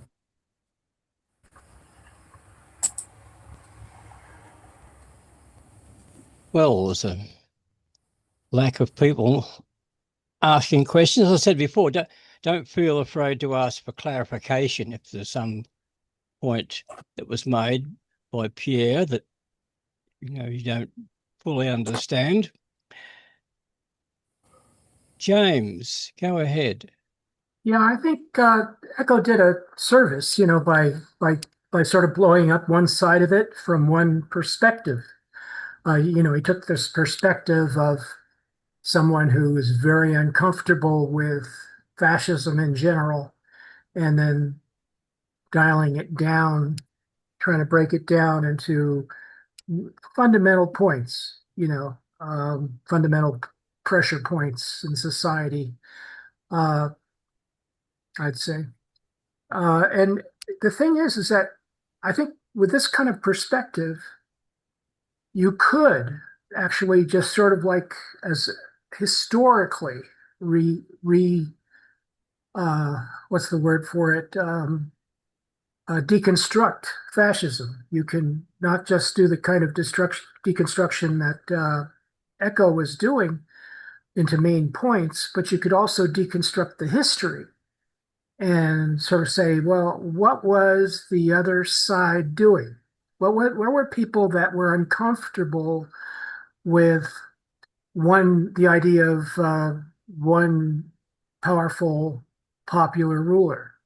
Or what could people do that were uncomfortable with, let's say, the racial laws in Germany? What could they do? And there was a political party in Germany that was in the majority at one point, prior to 1933, at least, right? Yep. They were in the majority, and they um, they followed a program of opposition to the particular kinds of rhetoric that were coming from the Socialist Democratic Workers' Party, the Nazis, if we translate it to German. So it is this Socialist Workers' Party. Yeah, I left that part out. So yeah, it was this idea like, what are you going to do with when they do this or they say this? How are we going to react from our particular position of power, from our position, our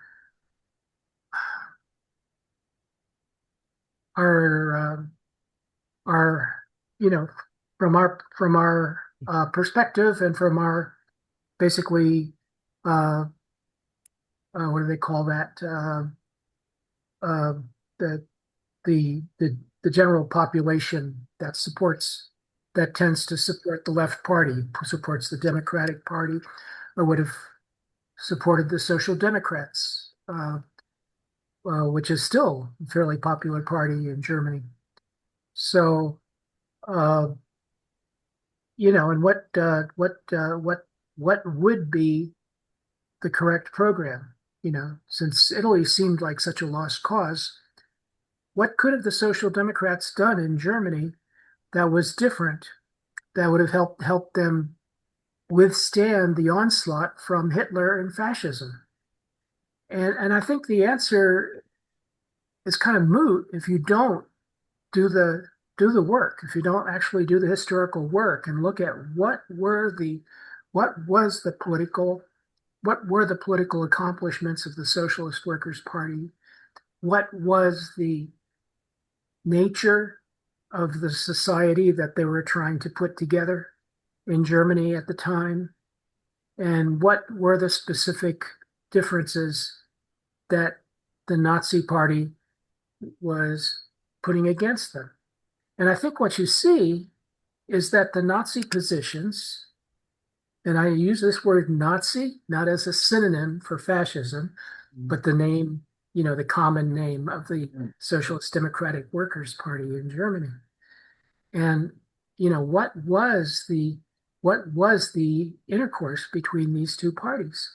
And I think anyone that's really interested in this subject should look really carefully into what were the positions being thrown back and forth and which ones tended to resonate with the voters in Germany, because it was a democratic election that ruined the Socialist Workers' Party's majority. So, Yes, I think, that was the tragedy, right? The tragedy from our historical perspective is, Socialist Democratic Workers' Party, the Social Democratic Party lost their mojo. How did they lose their mojo? Nobody talks about that. no, and I think one of the problems we have, particularly when we teach history, which is something that I'm doing, by the way, and that is when you look at how fascism developed in Germany, it's also generally the image is very simplistic, right? And so we say, oh, well, yes, so they relied on the middle class, yes, right? As pointed out by Umberto Eco. They relied on the mythology of Germany, particularly after the First World War. Yes, of course. One of the things that we always need to be very, very careful about is that the people who voted for the Nazi party, who then came to power, did not necessarily agree with all the politics that they were going to apply. Right? One of the things that we seem to miss also is the importance of when a party like that comes to power, how are they going to use the power in order to ensure that their policies are going to be promoted? One thing that I find really fascinating, which is something that not too many people are interested in, is the importance of the Hitler Youth in Germany and how the Nazi Party, rather than to try to convince the parents, were convincing the children. Now, we know that from interviews of people who were in the Hitler Youth. When you consider that they started doing that in the very early 1930s. Now, in the early 30s, when you had people that are 13, 14 years of age, the Nazis knew that by the time that they would grow into adults, they would be supporting the party because the party had done something for them that others didn't do. So one of the things that I found absolutely fascinating is that there's plenty of interviews of young German people who would go home and say, I want to be part of the Hitler Youth, and the parents say no. And then they said, the Nazi Party had a very easy way to convince us. They were giving us the uniforms, they were giving us food, they were giving us things to bring back home, and we would convince our parents that they were the right people. And at the same time, there was opposition to some of that as well. But that opposition could not really, there was a very clever political maneuver there, bringing up all those young people more and more. And then, of course, you look at that and you look at the famous, Nuremberg and those places, where suddenly you've got all those young people. Nobody could really oppose that at that stage. Not really. What I find interesting as well, and it's something that is not clear from the analysis of, because Umberto Eco refers to science. If you look at the various fascist parties and fascist movements in Europe, they weren't identical by any means. Right? I remember that because, of course, as I mentioned, I was born and raised in Brussels. Part of my family was actually right-wing supporters before the war, and part of them were left-wing supporters before the war, and some of them remained right-wing or left-wing during the war. So I remember those people. The right-wing party, particularly the Flemish party in Belgium, was motivated by the fact that up to the early 20th century, they could not practice their language at school. They had to learn through French. And so there was that kind of political movement that was associated with Germanic culture. And as soon as they saw the Nazis, they said, we agree with them. Now, they agreed with them on the point of culture, not on the point of the extermination of the Jews, for instance. But the thing is that as soon as Germany, of course, invades Belgium, then what happens? You've got all that collaboration, you've got all those politics. You also have resistance, which is, of course, a point that Umberto Eco makes, is that when you've got something like that and it comes to the ultimate point, then suddenly you're going to have resistance to it as well. How can we encourage resistance if we know that something can happen? It's a different thing altogether. And it's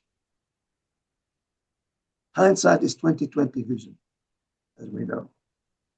Yeah, they're basically giving us the temperature of most of Europe in the 1930s and 40s.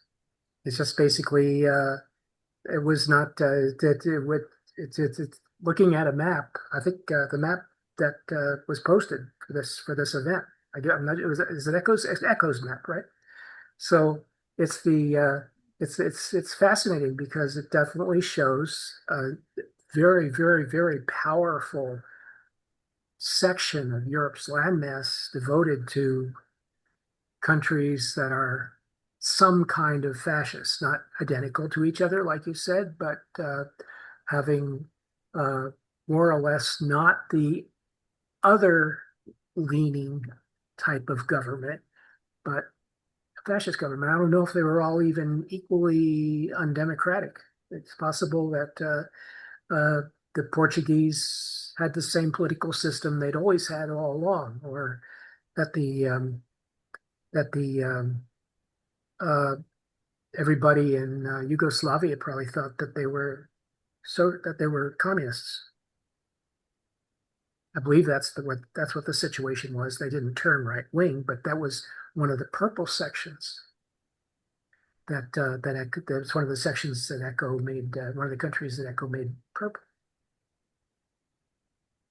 being being a non-democratic, conservative-leaning government. But of course, that's a kind of like that's a wide take, because the United States was that in the 1950s. There was a movement, after the Second World War in the United States to turn extremely right wing. Certain politicians here went in that direction. So, and it was only alleviated when the media decided to get on the bandwagon against it. Yeah, and some of the right-wing parties were definitely democratic in the sense that they were ruling by elections. One of the interesting points from an historical point, that is, some people have argued that actually the Second World War, one of the biggest victories of the Allies, was to have convinced Spain, Portugal, and Ireland not to align with Germany. Yeah, because there's an international effect of politics. In other words, you could have nationalism. You have politics in one country can actually influence what other countries will do and what they will think about you, and the politics of the other countries. You see that in Europe right now. Europe is sections of Europe are, if not the entire nation, at least some of the leaders are going towards being anti-American or anti-Trump in some way, and they basically taking the opposite, saying, well, we're going to need to take the opposite tack compared to the United States because of what Trump is doing. And So you see this kind of reaction occurring already in terms of like where they change their politics. And yeah, it's interesting. And there's more. I hate to defend Trump, but there is like a whole palette of political positions there. Only one of them is ending illegal immigration. There's a lot of other things too, like not letting other countries use us for their war aims. Yeah, things like that. So the United States becoming more independent resonates, right? And maybe that's a fascist position. Somebody could explain that to me or anyone. You know, is that why would that be? Why would a country being more independent from other countries be fascist? I'll leave it open. But that's part of the program of Trump. Yeah. Well, thank you, James. Nicoletta, unmute yourself, please. Pierre, I was wondering whether you could apply these 14 characteristics to the downfall of empires. So I was thinking, for example, like the Roman Empire, and or whether you see these 14 characteristics, either all or a majority of them, in any modern nations. And can I also say that I'm sorry, I missed your presentation and some of the early questions. So if you've already covered this, then please don't answer it. I can watch the recording. Well, first of all, when we look at countries today, right, some of those warning signs are in multiple countries, but there are all sorts of reasons for that. One thing that Umberto Eco doesn't cover at all in the essay, because it's really focusing on what he recognizes as warning signs, is that if we analyze the concept of institution by itself, institutions by necessity already have some of those signs. It's that kind of analysis of institution versus community. Institution, by definition, is there to maintain something, is there to protect tradition and to have a certain form of stability, which is one of the potential signs of Ur-Fascism. Whereas and by definition, institutions, the power comes from the top and filters down. Whereas community, the leaders in the communities come out of the community, the power comes from the bottom up. And it's that kind of argument in between institutions and community and which one is better. And of course, the argument is it's not that they are better, is that we cannot survive without a certain level of stability and tradition and a certain level of questioning. Which brings me to the point that you're making about, does that explain the fall of empires? One of the things that seem to be relatively obvious is that when we analyze the development of an empire, the Ur-Fascist transforms into excess. And when there is excessive power, there is always a point where the community will no longer accept the power that is imposed. And it's that kind of excessive authoritarianism that becomes its own reason for destruction. And so generally what we notice is that empires tend to spread, try to control everything. And when you try to control everything, there comes a point where you cannot do it anymore. That is historically, we've seen it over and over and over again. Not just the Roman Empire, but the Spanish Empire, the English Empire. And then people say, oh, well, we would like to go back to that. Well, no, just analyze it. And it's interesting to note that when we look at the right-wing movements in the 20th century, Italy and Germany and Japan as well, there, by trying to expand, they're actually causing their own downfall. Whereas some other right-wing movements like Spain, Portugal, and Ireland, they survived without any problem at all, because they didn't try to expand that authority in that excessive way. So we can learn an awful lot from history. Does that necessarily give us solutions? That is another point. You know, I'm an analyst more than a politician. Does that make sense? Nicoletta, did you want to respond? Yes, I wanted to say thank you. You're welcome. Stephen, your turn. Of course, there's a lot of interesting detail. Now, Pierre, you tried to point out there was a lot of complexities in this, and people don't like to think about the complexities of in between the wars Europe and how varied the politics of the different fascist states could be.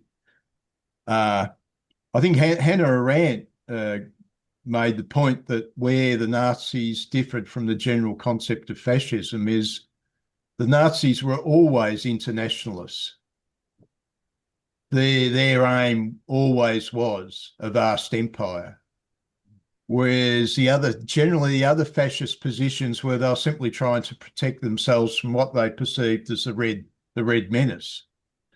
Now, an interesting case, of course, was Austria, where you had a fascist party and a Nazi party that were opposed to each other on the grounds the Nazi party wanted reunification with Germany. The Austrian Fascist Party was opposed to that. The Austrian Fascist Party was protective of the Jews. The Austrian Nazis, of course, followed the line on the Jews. But the extreme of racism wasn't always present in the other fascists. There were, you know, fascist groups. I think, what was it, that Croatian one, the Ustasi, who were extremely violent. But most of these fascist or semi-fascist state weren't violent so much to ethnic minorities. That wasn't their ambition. Mussolini's ambition was it became syndicalist. He believed that the different groups in society should simply cooperate for the overall benefit of the nation. So to be different, even to be a capitalist, so this is something overlooked. At the baseline, the fascists were opposed to the capitalists. But then you look at what Lenin did in Russia, and you realise that you could see the huge mistake. The capitalists made things work. So if you get rid of all the capitalists, well, there goes your nation. So Mussolini had the idea of maintaining things that were useful when he saw that sort of error taking place. But the trouble with the Nazis is they controlled the most powerful states, and that's what made them powerful. Whereas the other fascists were controlling states of limited power. Thank you. Yeah, and the point about Germany is, and it's a point that is made today as well, you know, about the importance of Germany in Europe. If you look at where the real economic and political power resides, it's been in Germany for quite a while. It was, of course, not always a united country. And that is where also the concept of the Anschluss, you know, became important in between Austria and Germany. And also the fact that Germany always had its eyes on that kind of international, kind of Germanic background, which they used to great effect, which enabled them to go into places where normally people could have resisted. How long did it take the Germans to take over Belgium? Well, a day. Why? Well, because there was a very strong support for right-wing parties in Belgium, both in Flanders and in Wallonia. Did they have the same policies as the Nazis? No, and again, that's a very important point, because like with the fascists in Austria and in Italy, there was no racial component. I know that from family history, because one of my great uncles and uncles of my mother was actually part of the administration in Antwerp, which has a very strong Jewish population.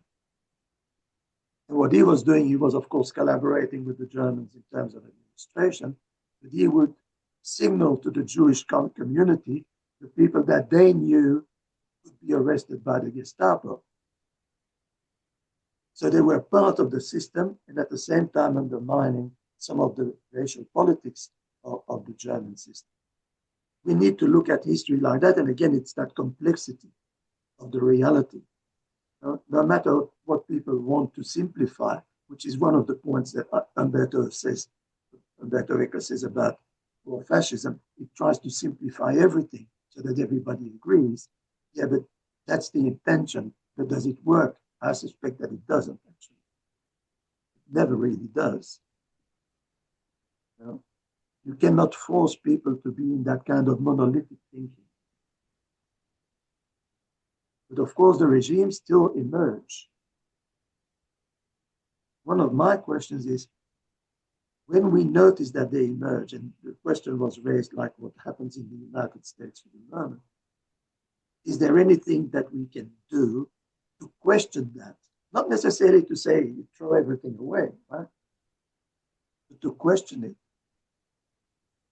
And there comes that is the point that I like, is that kind of approach that Heidegger had and said, no matter what it is, whenever we do, we try to find a solution.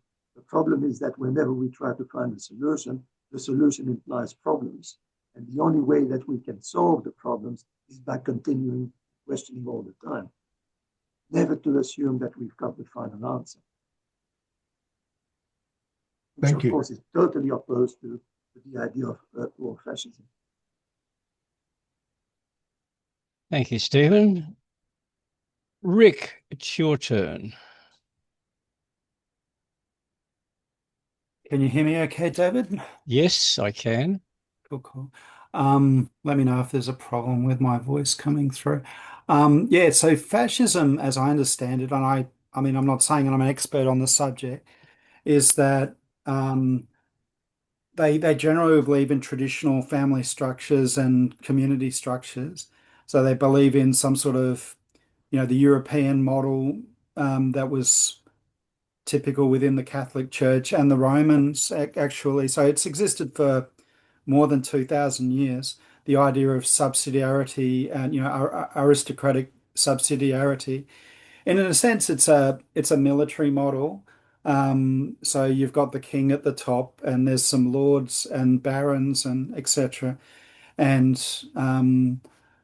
so in Roman culture, if the slaves rose up against a slave owner or something like it, and when you talk about slaves, you need to say, okay, well, you need to understand, you need to define what you're talking about. So often, I think that not all slaves are equal. So there were white slaves in the Middle East. There was lots of slavery going. The whites were the first ones to ban slavery in a lot of countries. So, with people like Wilberforce and these sorts of people back in the 16 or 1700s. The Marxists claim I think all societies to a point have their slaves. But yeah, fascism is primarily about the right for the people should be armed. And basically the US Declaration of Independence and the Constitution, they seem to, agree with this principle that the people, in order for the people to have agency, at some point you need to arm them. So either arm them with so Alvin Toffler, the guy who wrote Future Shock, he also wrote a book called Power Shift, and he defined power by military, by the force of arms, by knowledge, and by money. So he's basically saying in order to have agency, you need to have all three of those things, essentially. So Alvin Toffler is Jewish, so he has his own particular perspective. So that's one aspect that defines Alvin Toffler, the fact that he's Jewish, he's also American. So, if you sum up all his different attributes, you'll probably come to some conclusion about where he is coming from, why he has a particular perspective. And I'd expect he's a civic nationalist, and that's a legitimate point of view in a sense. I happen to disagree with it. But it's a coherent viewpoint. So yeah, so in a sense, I don't see the principles of traditional group structures and having an armed population is inherently bad. So I think that you need to sort of explain. So if you're going to talk about totalitarianism or tyranny, you need to define your terms. And I don't think that most critics really spend much time defining actually what it is. So there is no objective definition in many senses of what tyranny or what fascism is. So how do you draw a difference between what is fascism and what isn't? There's no delineation. So at that point, it's garbage. You're not actually saying anything useful because you're not defining your terms properly. So in computing, for example, a classic example of trying to solve a problem is, a rookie mistake is to not establish a baseline before doing your analysis. So you need to understand what the problem is before you can start to solve it. And I think in a lot of these political problems, people try to jump straight to the solution without understanding the problem. And I think Umberto Eco has also made that mistake. He's assumed that fascism is bad without defining what it is and defining. You need to present both sides of the argument. You've got to say, okay, fascism believes that a population should be armed. Okay, so what are the positive and negative aspects of an armed population? What are the positive and negative advantages of traditional structures? So you need to answer those sort of questions first before you can. That's a way to obtain a more objective foundation. But even with objectivity, no people is going to willingly submit to suicide. So even if you can come up with an argument why a particular culture is wrong, they're not going to lay down on the ground and let you kill them. So that's the reality. So you generally need to work out a way of working with them. And often with cultures, one of the best, most effective solutions is you stay on your side of the fence and I'll stay on mine. And that way everybody will be happy. So when you start mixing these populations, you're going to get conflict. That's the reality, because there's different views on things, and that's where you're going to get conflict. So I think people have a right to live in an environment where they don't have to experience conflict every day or minimal conflict. So I think that certain philosophies are wrong on that basis, such as multiculturalism. I think that multiculturalism forces different cultures that are perhaps irreconcilable with each other and causes conflict. And I think that's doing harm to people. And I think that people have a right to expect that conflict will get less rather than more. And I don't think the politicians have sort of fulfilled that goal. Anyway, thank you for your help. And you're welcome. Just one point, one thing that about the piece by Umberto Eco. We know, of course, that Umberto Eco is more left-leaning now, but he was not always, right? So, and he recognizes that. The main point that he makes is actually not about the point of, he doesn't clearly argue that fascism is necessarily bad, although it's implied. That's not his point. His point is more, when you look back historically, what are the kind of indications of a possibility of a fascist regime? Then, of course, which means that analysis, let's face it, if there's somebody out there who says, well, I think that kind of fascism is a good idea, the kind of diagnostic of it still remains valid, which I think is the interesting point of his work. But he does make certain assertions which I don't think have good foundation. Well, that's right. And by the way, he actually recognizes that himself in the essay by saying that he starts from a personal point of view. Right? And so fair due to him to do that. So actually, it's a kind of intellectual honesty that is sometimes missed.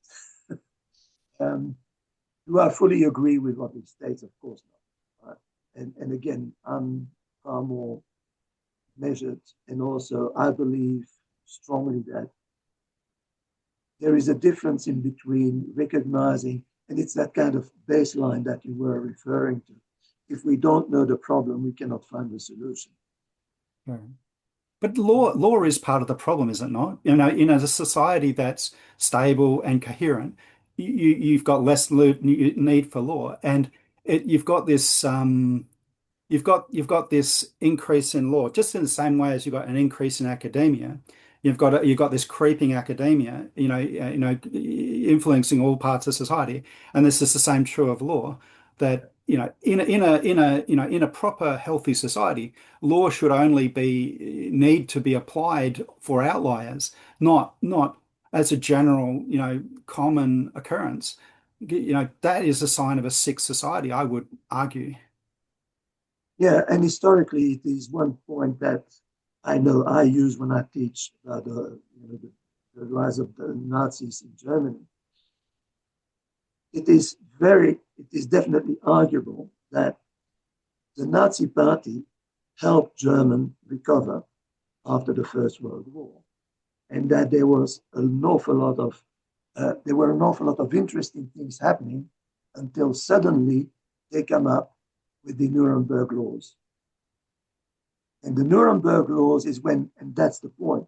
You see, that there's one difference in between having law and order and try to maintain that, no matter if we agree or disagree with it, by the way.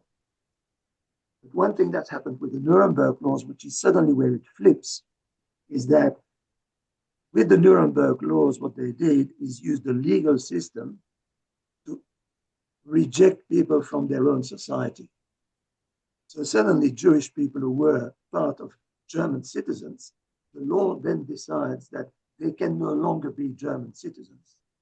But you could argue that Jewish people, I mean, obviously there have been European people that have converted to Judaism, but you could argue that Judaism is not actually a European culture. It comes from the Middle East. Yeah, but we're talking here about the Nuremberg laws was not about Jewish people in that sense. What it did is that there was a kind of a categorizing of people according to a certain characteristic, and then say because of that you are no longer. So again, this is not about do they belong there or not? That is a different issue altogether. But is that kind of where suddenly you look at the law and you say, is that sensible? Does that make sense? And does it make sense when we see similar laws applied in other countries then and today? Does it make sense for a country to say, you're here, you've been here for generations, suddenly you don't belong here anymore? On what grounds? Well, because your origin may not be from here. When was that? 2,000 years ago? The question there is... A lot of Jewish people moved from Spain in the Middle Ages or something, and then when the Russia took over the Lithuanian Polish Commonwealth, a lot of Jews were pushed into Germany. Correct. And so it wasn't like they were there for 2,000 years. I mean, there were Jews in Shakespeare's time in Europe, but so I'm very uncomfortable with the idea that European peoples should be forced to accept Jewish people within their population.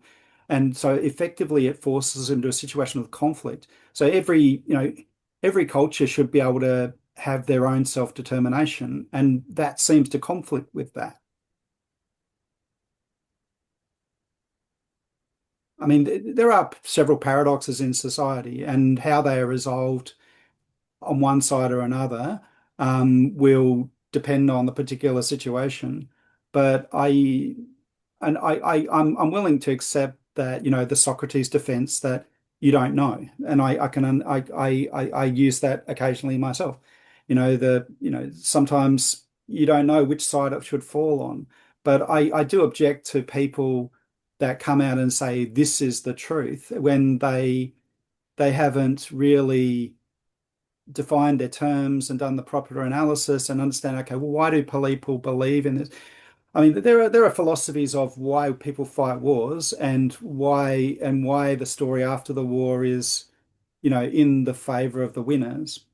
So, and you could argue that, this is just victor's law, that that the, that Nazism in a lot of ways has been deprecated on the basis of Victor's law, not from any, ostensive truth, So I'm just not convinced. By the way, I don't disagree with that at all. Yeah. And it's actually one of the very dangerous points about when we teach history. Like most of what we teach in history about the Nazi regime comes from the Nuremberg trials. And Correct. very few people will bother to analyze where it came from and how it developed. So we know that. That is the danger. You know about Carl Schmitt, don't you? Yeah. Yeah. So Carl Schmitt, helped Leo, I think it's Leo Strauss or one of the Strausses get out of Germany during World War II. He was a committed Nazi. After the war, he refused to subscribe refused to be re-educated. And after that, he was never allowed to teach in universities ever again. But I think Strauss, he was a big supporter of Schmitt and very well respected around the world, even though he was a Nazi. So, yeah. Well, that's the point that Chomsky made about the French academic, whose name I forgot, from the University of Toulouse, who was going to tour America. And he actually argues that the Holocaust was not really, what people describe it to be, right or wrong, by the way.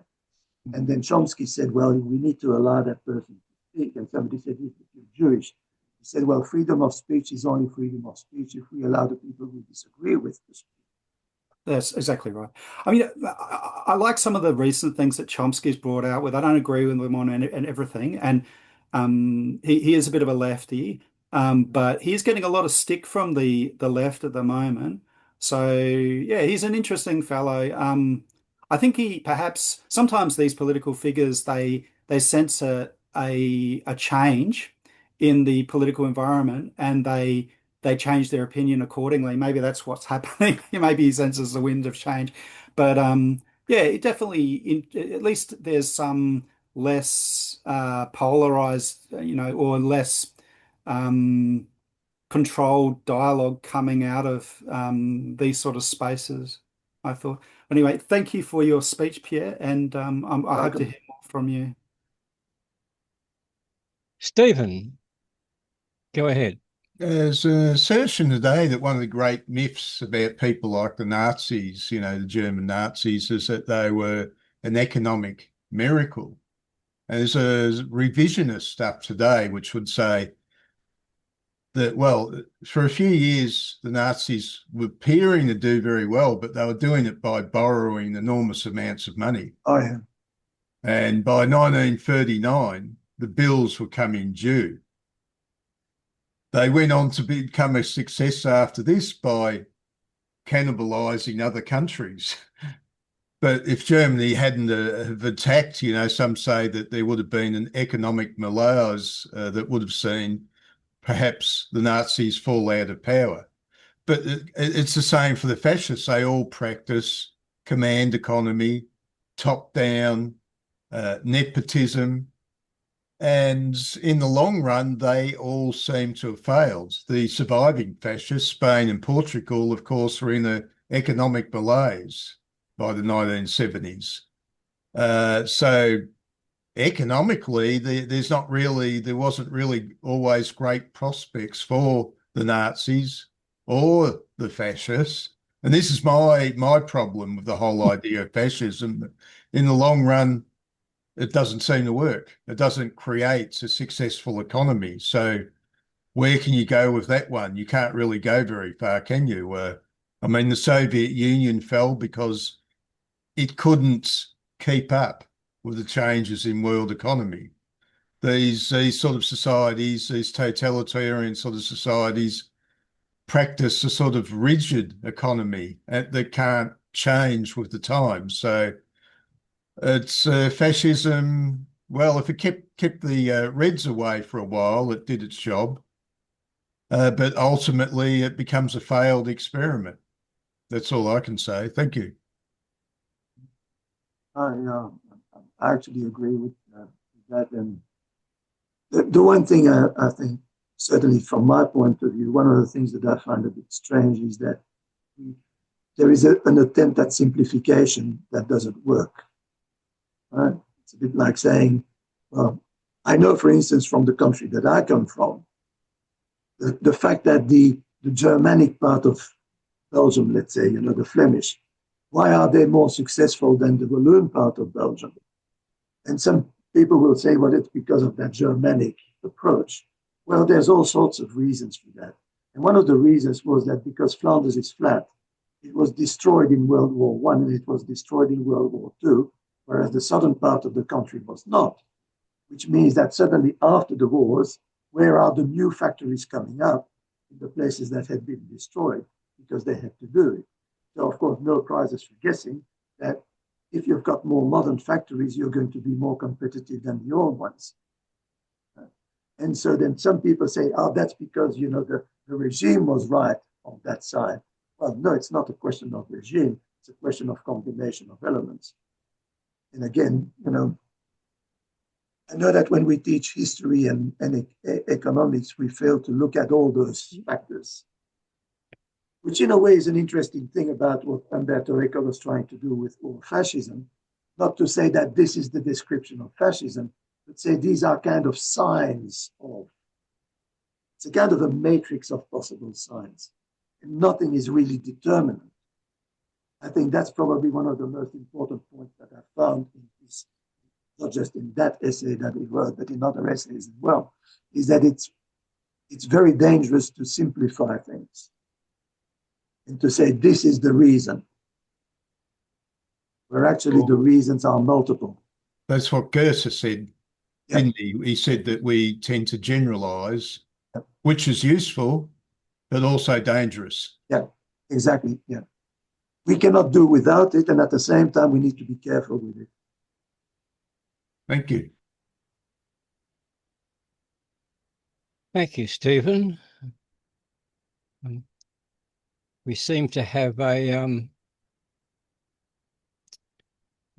no one asking or commenting at the moment.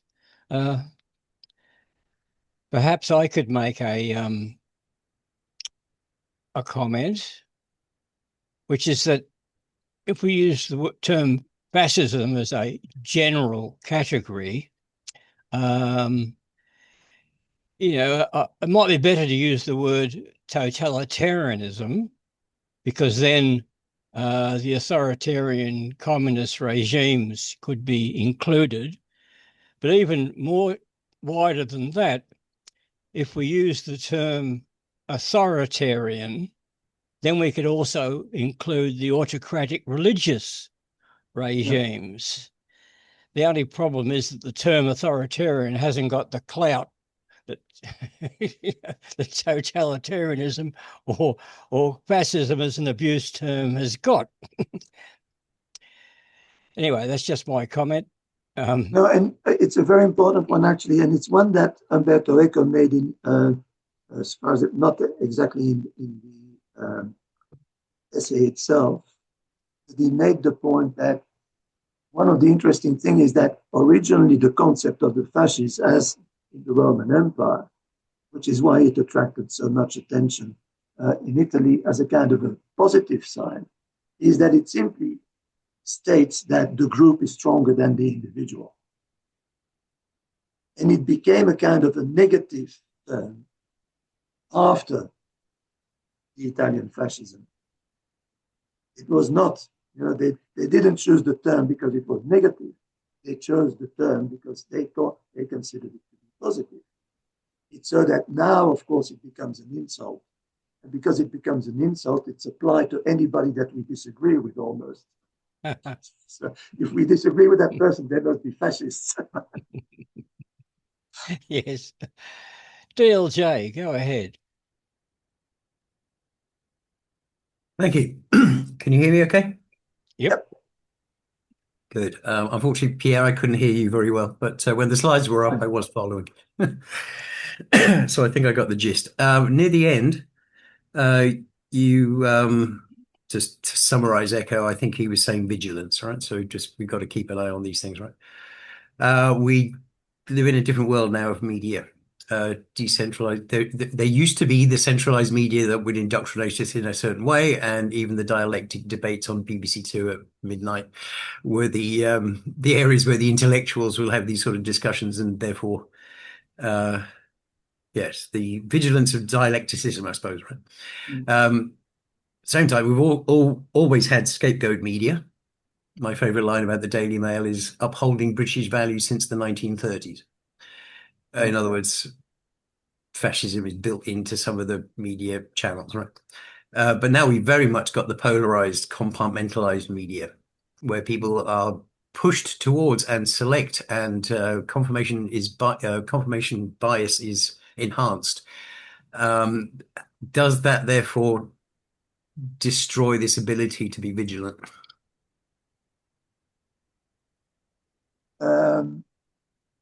I think you're raising a very important point that I've been asking myself as well.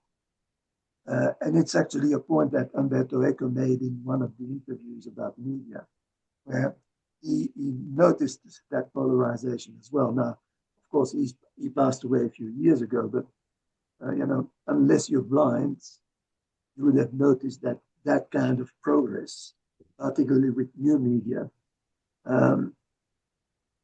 it is there. And how easy is it to be vigilant when you've only got one son?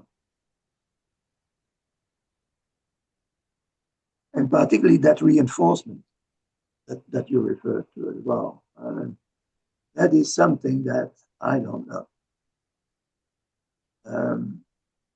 What I find, particularly in my teaching career, I always say to students, don't believe anything until you've got more than different approaches to it, more perspectives. So always do the research and find people that disagree with a statement. And I make the point that sometimes people say, oh, well, so, one of them is right and one of them is wrong. And I said, no, just consider that very often people actually talk about the same thing, but in different ways. And that question of the ability to have perspectives rather than to have opposition per se is something that we seem to be losing. And I think that is a very, very serious issue. That's my personal opinion. Okay, so what's your answer? It's all right. I'm not asking for an answer. Thank you, DLJ. It's not an answer, by the way. It's a question. Yes, exactly. Yes. So we recognize the question, but do we have an answer? I don't think so. Yeah, thanks for that. Appreciate it. Great talk, by the way. I love the layout of the presentation. It was very easy for me to understand it. Cheers. Thank you. Thank you. Rick, your turn. Hi again. So I liked your comments, David, on totalitarianism and authoritarianism, and I'd have to say I agree pretty much exactly with what you were saying. So that would be a more objective sense. But I think you need to return to the idea that no culture is going to lay down and die, either. So you need to also build that into your model. I don't think you included that, but generally speaking, I think that you're completely right. I like the comments on solidarity on both the left and the right. So, the fasci is an example. The fasci is used in a number of legal contexts around the world.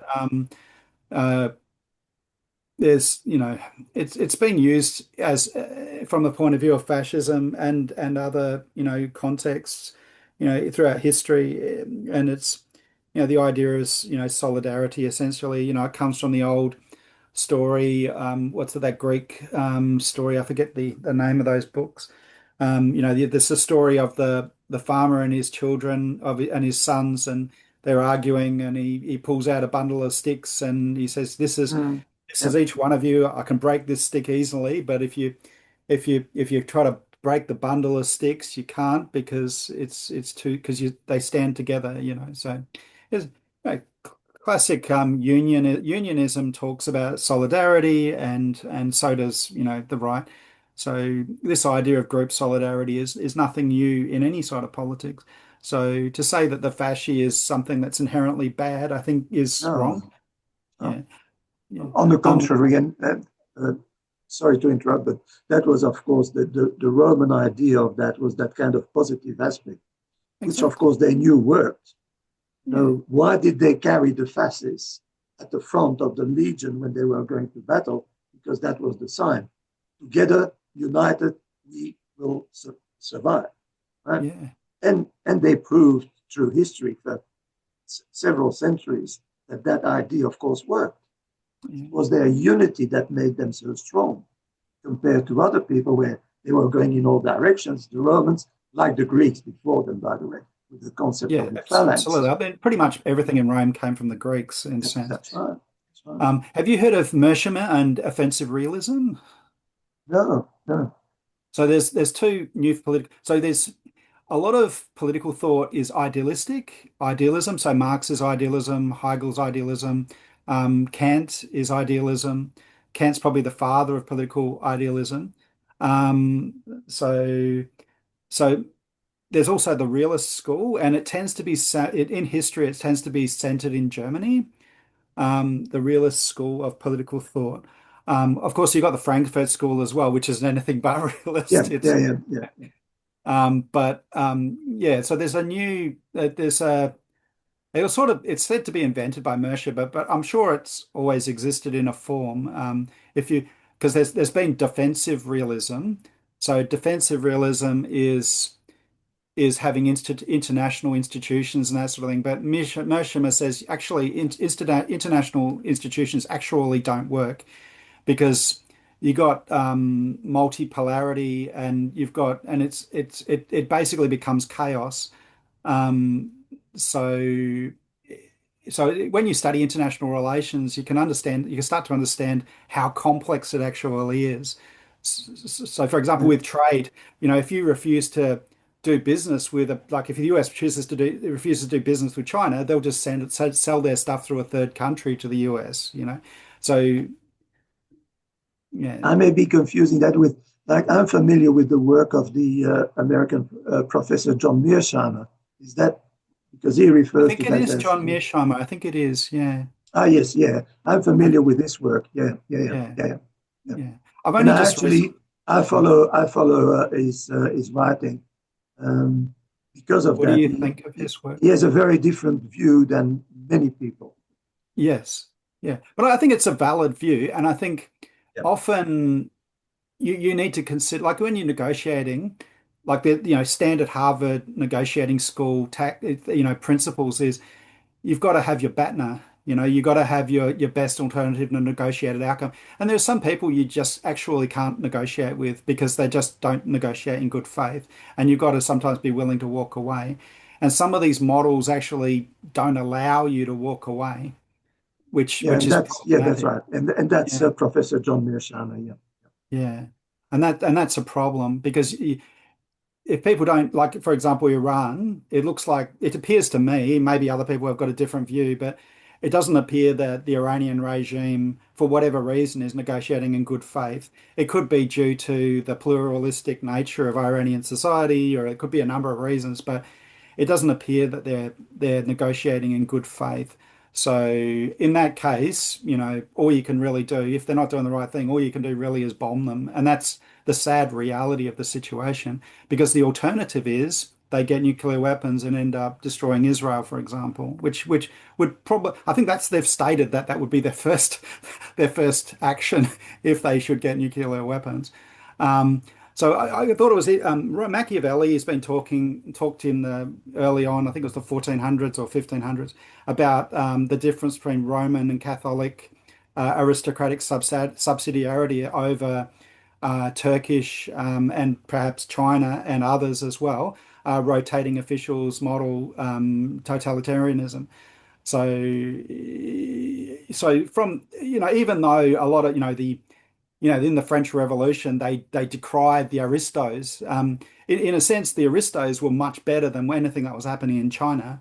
So, but the strange thing is the Marxists tend to have a strange allegiance with, regimes such as China. So there seems to be some sort of cognitive dissonance going on there. And but ironically, Machiavelli in The Prince, he actually says that authoritarianism is a great thing because it means the prince can keep control. But I like the comment on the media used to have rules about news articles. So I think DLJ was talking about the media or somebody else. There used to be rules about news articles. So news was about facts and should present both sides or all sides, because sometimes there's more than two sides of the argument, and that seems to have been lost. And news has become more about opinion than about news, which is a very sad state of affairs. And it's to some extent it's the decline of the legacy media over, because the legacy media now may not have the ability, for cost reasons to compete properly against independent media sources and this sort of thing. And so, yeah, it's a problem. Okay, so there's also, yes. So I often talk about that it shows a certain level of maturity, and I think you would agree on this, that to be able to hold two opposing views in your mind at the same time, without necessarily biasing, your perspective. And of course, as a manager, sometimes you have to make, or as a leader, you have to make a decision which way to go, and you may need to give some sort of justification for that. But that doesn't mean that particular position is objectively, absolutely true. No, and it's one of the issues that is raised when you teach ethics, and the famous concept of the ethical paradoxes. And of course, it's a point made by Wittgenstein as well when he uses the example of the cube and then the duck rabbit. There are certain things that are not resolvable because depending on the moment, you see it one way and then you see it the other. And very often in society, there are things like that where it's simply because the two are there at the same time. No, then I'm glad we see eye to eye on that thing, even though we disagree on other things. Thank you again. Thank you, Rick. George, go ahead. Hello, can you hear me? Yes, I can. Yep. Thank you. I want to respond to something David said about fascism versus authoritarianism, because this is an incredibly important distinction, particularly today. Authoritarianism does seek to repress opposition, etc. What fascism seeks to do is it seeks to mobilize hate, right? So the authoritarian wants order. The fascists wants a murderous mob, right? And so in that way, both Hitler and Trump are fascists because they wanted murderous mobs, right? So when Trump rails against the undocumented, when Trump says, I hate my enemy, my opponents, what he wants is he wants shock troops to go and attack these groups. And what's not really broadly understood is that the Nazi dictatorship was so terrifying because it had the SA, right? So hundreds of thousands, millions of SA troops. And all Hitler would have to say is, oh, we don't like that person. And the SA would be there murdering them, beating them up, doing whatever. And in some cases, I think they were actually deputized, in fact of matter. So I mean, that is an incredibly important distinction. So, I think reasonably we can talk about Obama and Biden being authoritarian. Now, we can have that discussion. Right? Now, maybe you disagree there, but we can talk about them as authoritarian, right? Vis-a-vis drone warfare, vis-a-vis these military campaigns, adventures that end up killing people. But Trump is more than just authoritarian. He's a fascist, right? He's trying to mobilize hate against people. And that makes him profoundly dangerous. Understanding that the Holocaust begins on the ground in the Soviet Union with the Einsatzgruppen, because the Einsatzgruppen were charged officially with killing communist Jews. But instead, the Einsatzgruppen start rounding up all Jews. And this is a function of Hitler's hateful rhetoric, right? And it's also the same thing in Poland, right? They start rounding up Polish Jews and they start killing Poles in general, based on the idea that this is going to be, they're going to Germanize the land. Not the people, they're going to Germanize the land, right? So it is, it might seem like a trivial distinction, but it is not. It is a fundamentally key distinction. Now, what I will say is that the far right, they will try to muddle the issue, right? Just like they'll engage in Holocaust denial, right? Or they'll say that Jews were an alien culture in Germany, right? All of these are lies. They'll use fascism against the left. All of these are lies meant to muddle and obscure and deflect from the very profound danger that is the far right, right? Nazism, Trump, right? And so, again, these are very, very important distinctions so we understand precisely what's taking place politically, especially today in 2026. Thank you.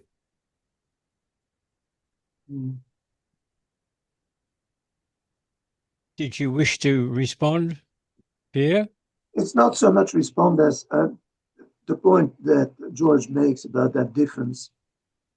I recognize that also, and it's really interesting because I've got students, and because I'm doing did some work in high school as well, and it was interesting to see how some of the current students in the higher end of the high school raise questions about things like ICE in the United States.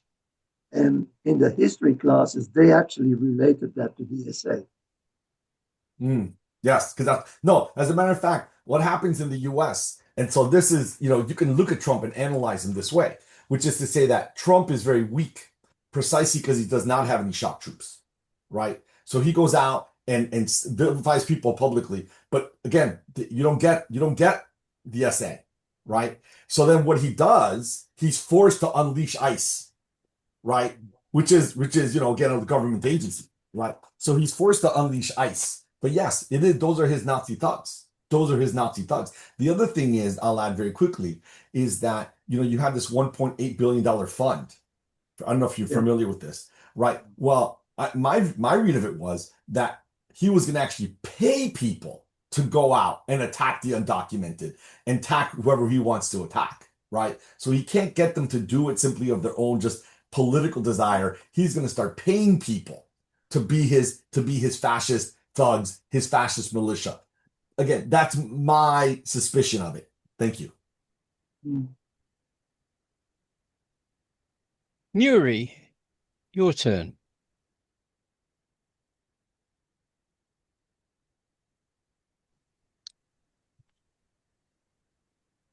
Okay. Thank you very much. So thank you for the presentation. We know that some of the warning signs that Umberto Eco described can also appear in ordinary political life. So how do we use this idea responsibly without turning it into a label for people we simply disagree with? For example, a government may introduce strict security measures in response to rising crime and say it is acting to protect its citizens. That can be normal governance.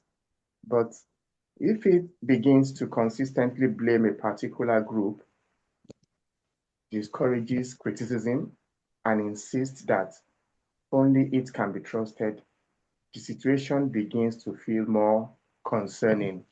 So my question is, what kind of clear thinking or guiding principle can help us to separate normal political decisions from the early warning signs of fascism in a way that is fair, in a way that is balanced and not driven by emotion or political bias. Thank you. Yeah, it's actually a point that is implied in a couple of the points raised by Umberto Eco, where he says one of the things that is a sign of that kind of poor fascism is the absence of that dialogue, that absence of comparison. And I think one of the things that we can do is actually to encourage people to always look at more than one perspective on whatever is happening anywhere. And indeed, some things it's very easy to say, well, authoritarianism is necessarily bad. Well, it depends. It's a bit like the point that was made earlier about law and order. Right? Depends what it is used for. I happen to be more on the anarchist side of politics, and so, for me, authority is always a bit of a question mark. But at the same time, I realize that society wouldn't work without it. The thing is, the point that you're making, I think, is the point that was raised earlier as well, is that when a certain group is systematically the target, then suddenly you've got to ask the question, why is that the case? Okay, thank you very much. So I'd like to ask again, please, at what point does strong leadership cross the line into authoritarian tendency?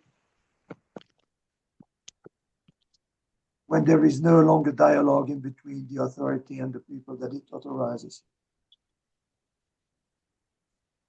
Thank you very much. Thank you, Muri. Stephen, it's your turn. I think there are some telling points, say, with the Italian fascists. I don't know, there's a claim that if you add up the amount of direct political murders committed by the Italian fascists from, 1919 to their fall from power, it's something like about 2,000 or 3,000 people. And yet you compare that, Nazi Germany, Soviet Russia, Spain, there's a huge difference in the amounts of killings. There seems to be fanaticism. It's not just having a view, but it's the fanaticism with which it's held. You can have a view and maybe not be such a fanatic. A fanatic thinks that they have the absolute answer. This is Hegel. I have the absolute ideal. You could have a Philistine Nazi, for example. You say, well, I'm Jewish, and the Philistine Nazi will say something utterly Philistine, whatever floats your boat. But when you combine an ideology with fanaticism, it can be a very different story. What we're seeing in America today is fanaticism. You didn't see this extreme fanaticism 50 years ago. It was a shock to me, I was reading a lot of stuff about economics about 25 years ago, looking at investments, and an investor was saying, I go all around America. When I was a kid, you had Democrats and Republicans. They bickered a bit, but they could be still friends and have a drink together. And he said today it's like two enemy camps. When I looked at that and I looked at history, and this goes against my grain, I was living in a country like Australia. There wasn't the extreme differences when I was a kid. But now it's appearing. It's particularly the left which is fanatical, because if you say you're a Trump, you like Trump, they all want to do you in. And in America, obviously, anybody that voted for Trump is not very vocal. Then they go and secretly vote for him at the election. So there it is, fanaticism. One has to question fanaticism, like this thing with the Jews in Germany. Okay, you don't feel great about the Jews, but are you going to be a fanatic about it? Or are you going to adopt a more reasoned position? The Jews have been there for a long time. They're a part of European society. And for that matter, there's not even that many of them. So why were they so worried? Why were they so worried about such an insignificant group? There doesn't seem to be the ability to adopt a different attitude. Like it seems to me the Italian fascists did have the attitude that they would minimize the violence, so would only use as much violence as got them what they wanted. But you look at some of the violence in, Soviet Russia, Nazi Germany, the All-Stasi in Yugoslavia, they seem to have gone mad. Like, what was your ambition? What were you trying to do? But they seem to have developed a bloodlust. And this we're seeing in America today, where the Democrats are saying we must have revenge. When we get power, we're going to take revenge. This is this violent swing. You look at the German governments, they have the Bismarck, then they have the Kaiser, then they have the Social Democrats, then they got the Nazis. There's such a violent swing in position, such an extremism, and they don't seem to question their fanaticism, their extremism, or the violent swing. Thank you.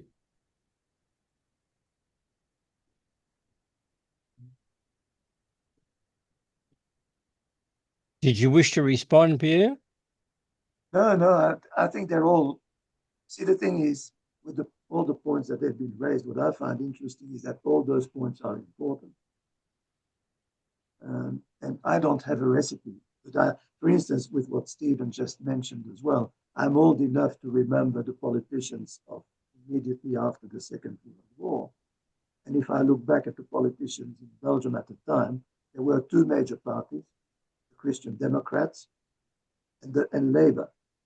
And for many years, the leaders of Labour was Paul Osselaer, and the leader of the Social Democrats was Lefebvre. Henri Lefebvre, if my memory serves me right.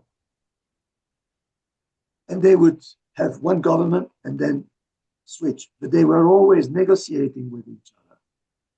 And I remember the political debates of those people. They were always trying to put the interest of the people in Belgium before their own little, preferences. And that negotiation was very important because it then allows for things to happen that probably otherwise would not have happened, including the creation of the Benelux, the association between Belgium, Holland, and Luxembourg. All those things was because of political negotiations within the countries as well. And suddenly over time, I've seen that degenerate, that kind of polarization.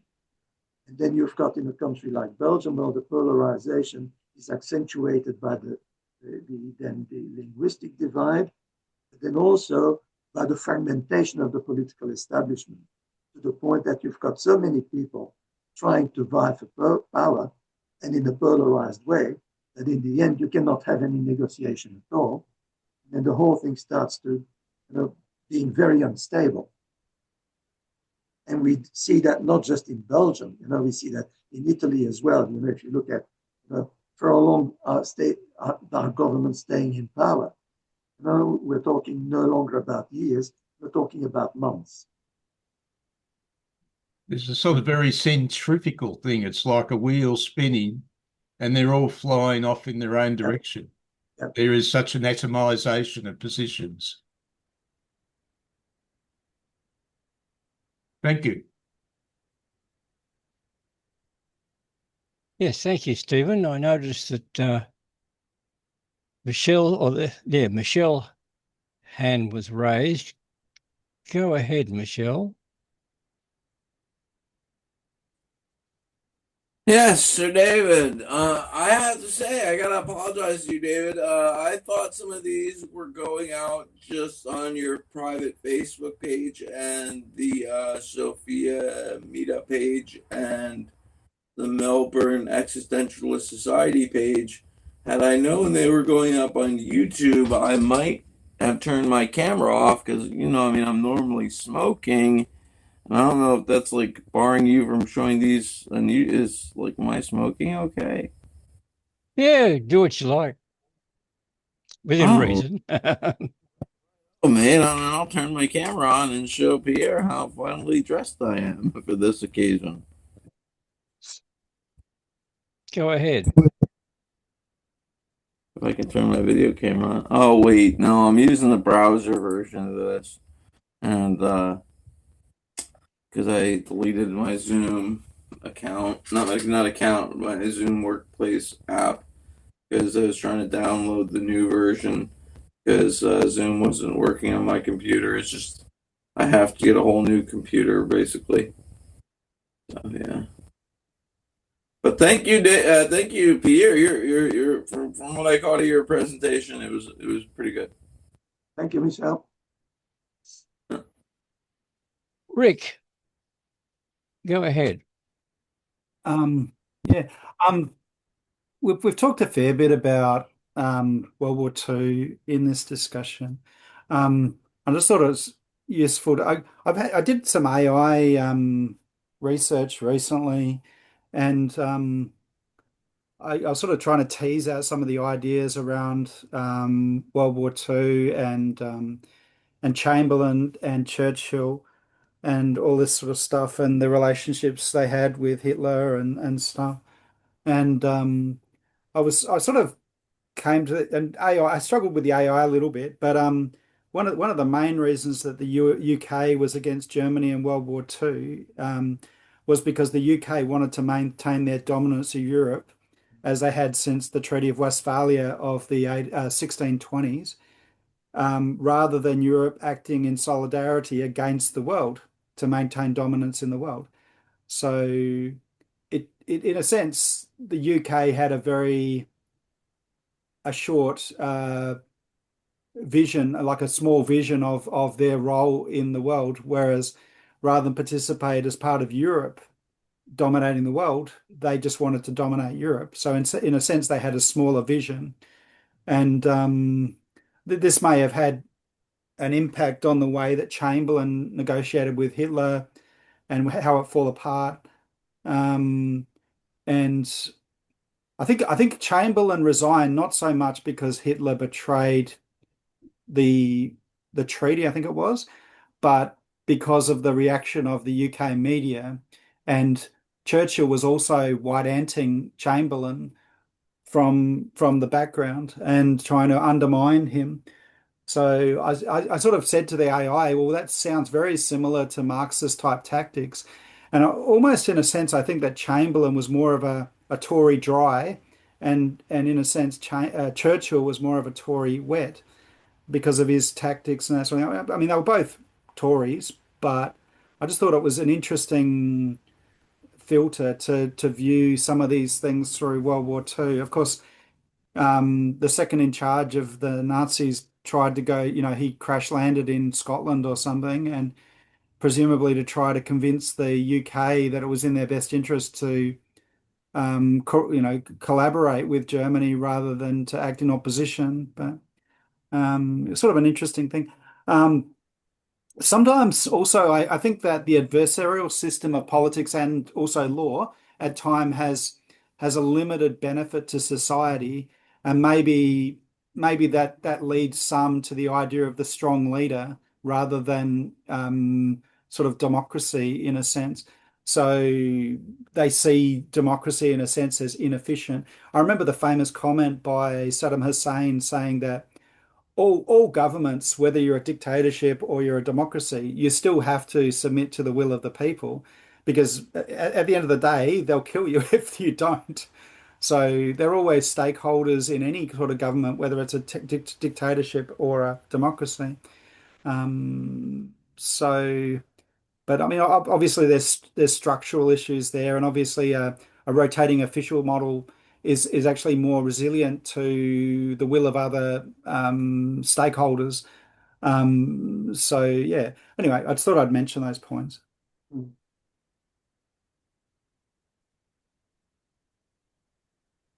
Pierre, did you wish to respond? No, it doesn't require a response. No. Well, are there any other questions, comments? Go ahead, Will. Well, thanks, David. Thanks, Pierre. I'll throw a question in if there's nobody else wants to go. I was just thinking of sort of group think, and early in the presentation, which I enjoyed very much, thank you. You mentioned sort of picking on minorities seems to be a common theme in the emergence of fascism. And I'm really interested in evolutionary biology and evolutionary psychology to some degree because it explains so much about our behavior. Yeah. And fascism is sort of a universal part of our behavior, I guess.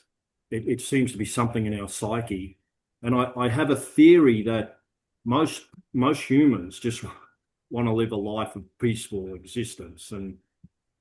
But there are certain individuals somehow in the gene pool that rise to the top because they're ambitious and megalomaniacal. They don't have much conscience. And the rest of us are at their mercy. And this is the same in Roman times as it is today. And sort of the majority of people are not, for some reason, aren't equipped to handle it. They just, at some point, they will just go along. So I just wondered if you had any thoughts on that perhaps there is something in our psyche where these individuals do rise to the top. Those possibly with psychopathic or sociopathic tendencies sort of excel, and the rest of us are at their mercy. I'm not even sure that it is psychopathic, but it seems to be a pattern, and not just for humans. We know that that pattern exists in chimpanzees as well. So that there is that kind of trend to have in a group a certain number of individuals rise to the top, and it seems to be because they are the one with a kind of innate authority that is relatively violent as well. And then that translates into the violence between one group and another. And so there is, to the best of my knowledge, and I'm not a psychologist, but I've talked to, I know quite a few people who are in psychology and evolutionary psychology. They say, yeah, it's something that we really should understand, but we seem to have avoided the kind of investigation of why that is so. It's relatively obvious that it is so, that there is a trend in human nature to have those forms of those kind of structures, let's put it like that, to emerge. And by definition, because they're based on a certain form of authoritarian violence, that therefore it becomes then one group against the other. And it's interesting to consider historically that the concept of the nation, as it was proposed at the end of the Middle Ages, was actually an attempt at trying to remove that. Because the groups were always fighting each other, small groups. And then some people said, well, why not try to have, as a nation, something that is more homogeneous and where we would negotiate rather than to fight all the time. And that's when we see the rise of the nation states. The thing is that it simply brought it from the lower level to the upper level. You don't seem to escape that kind of struggle. Interesting questions. Well, unmute yourself, Will. Oh no, I was just going to say thank you for the response, David, and I was particularly thinking also, of this need to, some people seem to have a need to dominate others. Yeah. And it just seems to be part of our nature, and the most aggressive, as you've covered, Pierre, they just seem to rise to the top. And often people won't stand up to them. I mean, even in these meetings, I do a lot of these meetings, and sometimes you hear really extreme views from certain individuals. And even in this environment where there's no real repercussion, like they can't reach through the computer and punch you in the face, many people, it just astonishes me that how few people actually will call someone out on some of these extreme views. So you can sort of see this mentality there that most people don't want to stick their head up, and if you do stick your head up, you will, quite often you will pay the price. But you can see it in these meetings, even when you hear these, sometimes disgraceful views, and nobody will say anything. Maybe they're wiser than me and they realize that it's futile. I'm not sure. But anyway, I'll leave it there. Thanks again. It was a very informative and I think important subject. Thank you. Thank you. Stephen. So something not to be overlooked is, of course, fascism's great exponents were the Latins, and the Nordic nations followed suit and copied them a bit. But historically, Germany was the great example of the Enlightenment. It was you had the German idealists, the greatest exponents of rational thought. And how do they end up? This is it, the Enlightenment. The rationalists were saying, once everybody's enlightened, we'll be above the savage beast. But didn't seem to work. What was Hannah Arendt's point? One of her friends decided things are looking dim in Germany, so it's best that I run and get out. And she goes to a friend, "What's the matter with you? Are you crazy? This is the land of Goethe. This is the land of Beethoven. What's the matter with you? How could anything bad happen, really bad happen?" And she had to learn the hard way. And this is the rationalist's mind, is everything is ideas.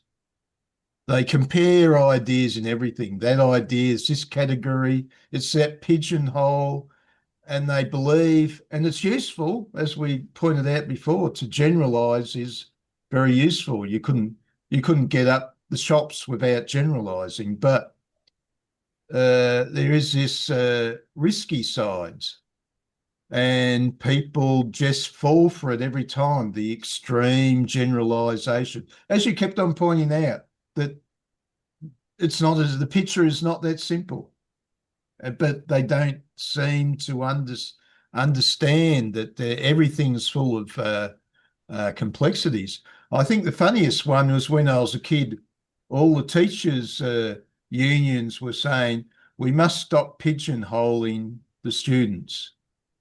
50 years later, they've created the biggest and best pigeonholes they can come up. They divide people into racial groups, all sorts of groups, disability. Everyone has to be put in their pigeonhole. So 50 years they're saying, we are pigeonholing people too much.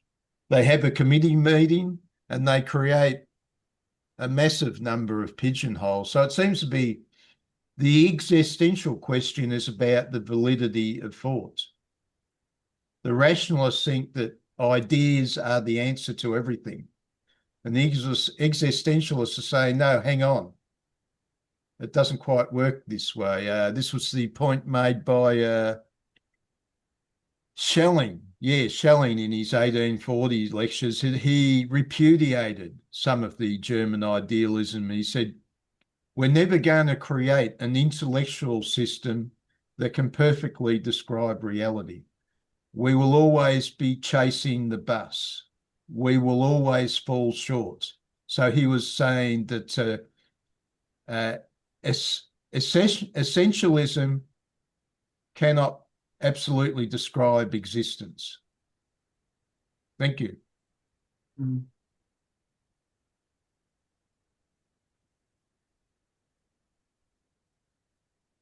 You should go to the next questioner. Conrad, it's your turn.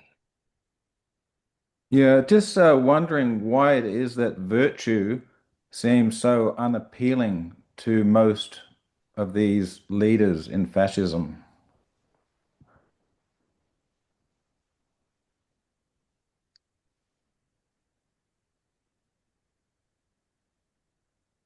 I'm not sure. I'm not sure if it's just the leaders in fascism, and actually sometimes we know historically that a leader like Salazar in Portugal was actually very interested in the concept of virtue, and he was a very strong Christian, and he had that kind of approach where he would refuse anything that was excessive for himself on the grounds of virtue. So, and he's considered to be a fascist, and probably rightly so. The thing is, I don't know. So are you saying that you disagree with that statement that I made, that it's No, not? no. I generally, you see, the thing is, because let's face it, I'm interested in trying to find out where the point comes from, and I can see your point, by the way, but I can also see the questioning of that point. Like, indeed, if you look at somebody like Hitler, where is the virtue?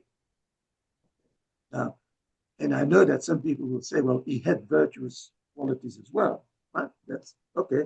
But as a politician, then you say, where is the virtue?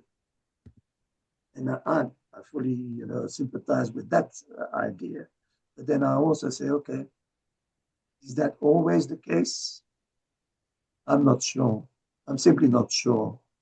Okay, let me just follow on, because I guess to my second point, which is, well, basically just following on from the first point, which is that if you think about, obviously, the fascist or anyone else, the authoritarian, the totalitarian, most of them think they're doing the good.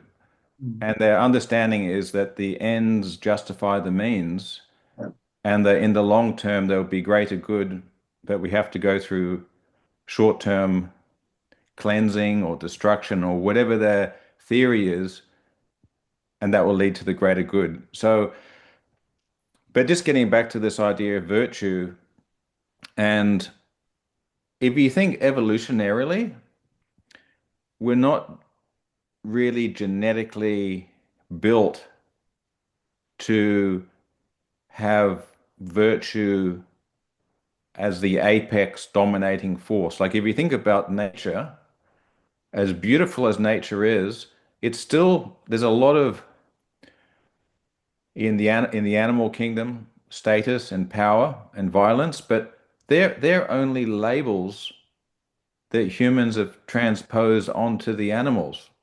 The animals are not thinking in status, in power, in violence. They're thinking in terms of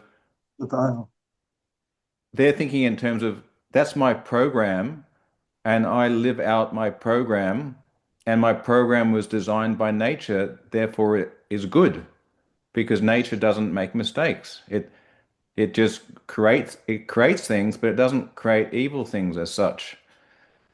So my question to you then, just to follow up, taking that into account, right? So we've talked about the fascist, and you've got the neocons. Think about the neocons in America, always pushing for war.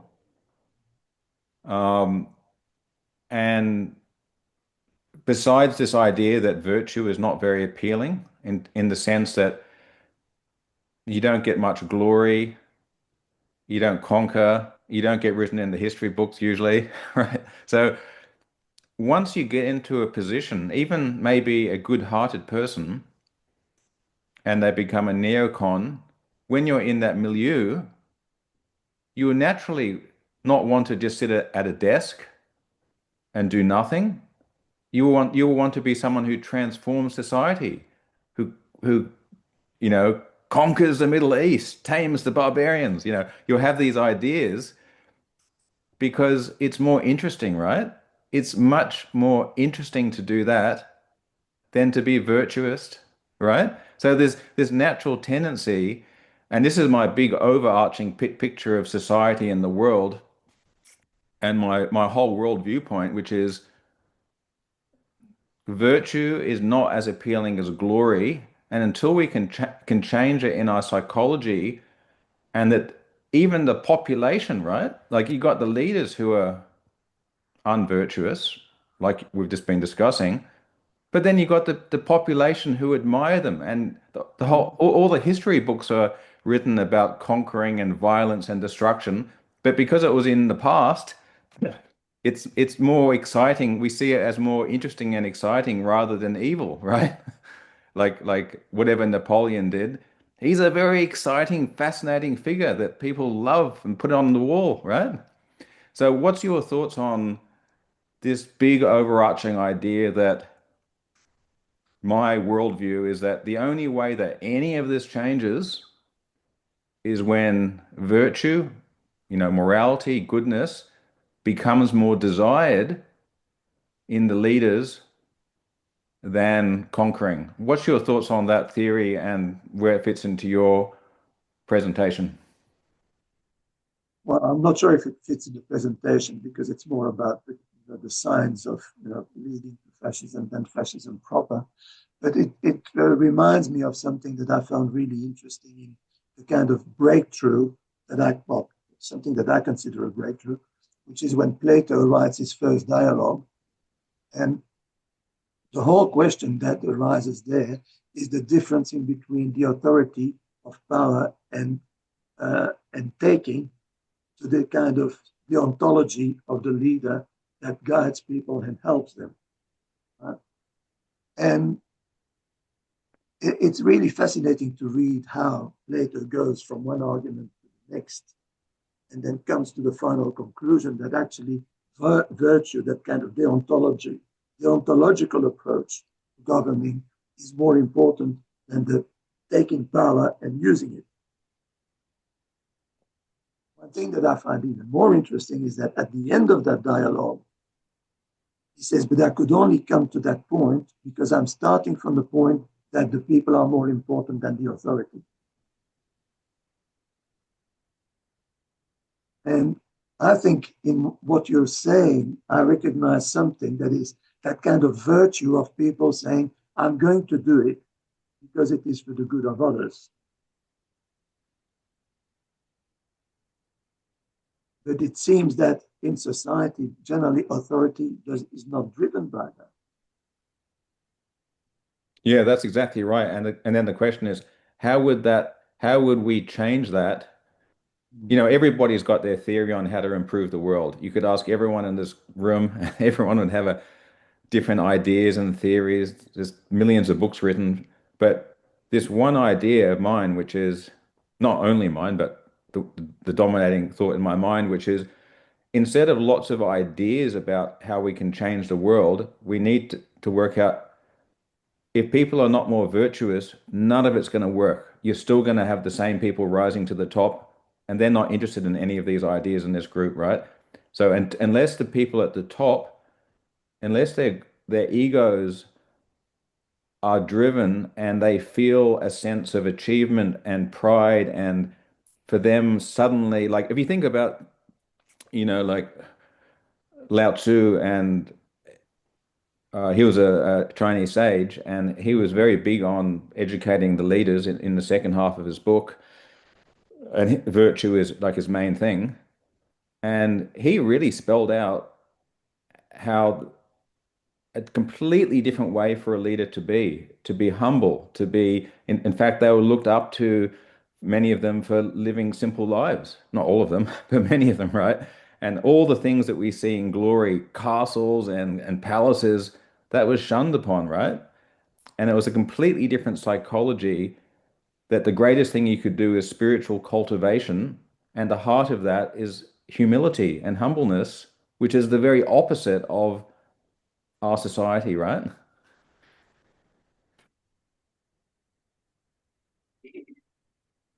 Yeah, That's all. generally, yes. Thank you, Pierre. Thank you, Connor. Michelle, your turn. Hello, thank you, David. Thank you, Sir David. Sir Pierre, what if we had, okay, so what if we redefined fascism? And what if we had a fascist government that could act as a utopia with the people at the top and not just a handful of governors and presidents or kings or emperors or dictators? What if the people were the dictators? What if the people came together and said, here are the ethics, morals, and values and ethical systems that we're going to live by and say this is what our society has to live by, and everyone's going to have to agree to these rules. And if they don't, that's treason. That's treason to the majority's state. And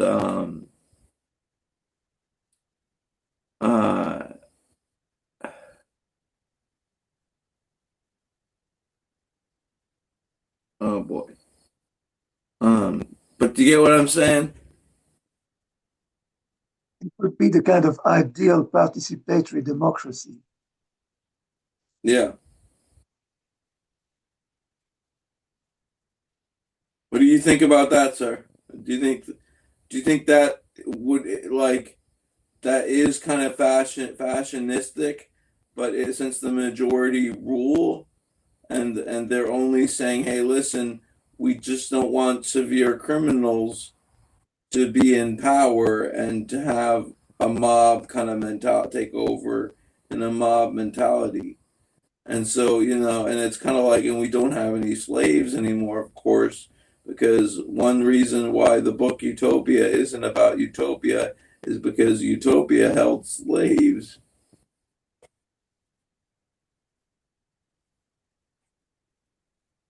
Yes, I'm not sure how that would work. It's probably because of that difference in between institutions and community. Community tends to be, the people. But it's relatively easy to have a community and to have a community decision if you've got 5,000 people or 1,000 people. You've got 5 million people. How is it going to work? It's that kind of issue of realism there. The idea is nice. Would it work? I'm not sure. I don't know. Right. Thank you. If I could comment, Pierre, on what Michelle had to say. What you're describing, Michelle, is the communes, voluntary. In a way, it could be called voluntary communism. It's also known as anarchism or anarcho-communism is another term for it. But it's considered to be a utopia. It's a small community where if it's of 100 or so people, they can gather together and come to a collective decision. Right. It seems to work in relatively, when the community is not too big. And those ideas, of course, were proposed by several people, particularly anarchists, people like Bakunin and people like that. And then it led to some of the movements, particularly in Central America in the 1950s and the 1960s. And with Ivan Ilyich and his concept of education in community and things like that. Did it work? Yes. Is it scalable? That's probably one of the questions. Yes, it can work for a small community, but for a mass society, particularly a mass industrial society, then you've got problems. Then it's often the system is authoritarian, coerced once you have a mass society, whereas those little communes can be made up of self-selected people, so in other words, voluntary. So it can work on that level. And I was mixed up with the commune movement back in the 60s. Yes. Conrad, so was I. Yeah. Conrad, you've got your hand up. Yeah, okay, thanks. Just this idea of getting from A to B, right? Um, Improving society. Now, if you have a society which is very um, very uh, polarized and a lot of internal divisions compared to, say, a society which is not polarized and quite cohesive and, let's just say, evolved, more loving, more compassionate, more empathy. So let's just say we got these two different, obviously there's many shades of gray, but let's just for simplicity say there's these two societies, or you could think of two neighborhoods. Think about certain, say, broken and crime-ridden societies in a particular town where there's, drugs and crime and poverty and homelessness and a lot of problems. And then you have some European small town or Welsh, some idyllic little village where there's very low crime. People are, you know, doing very well. The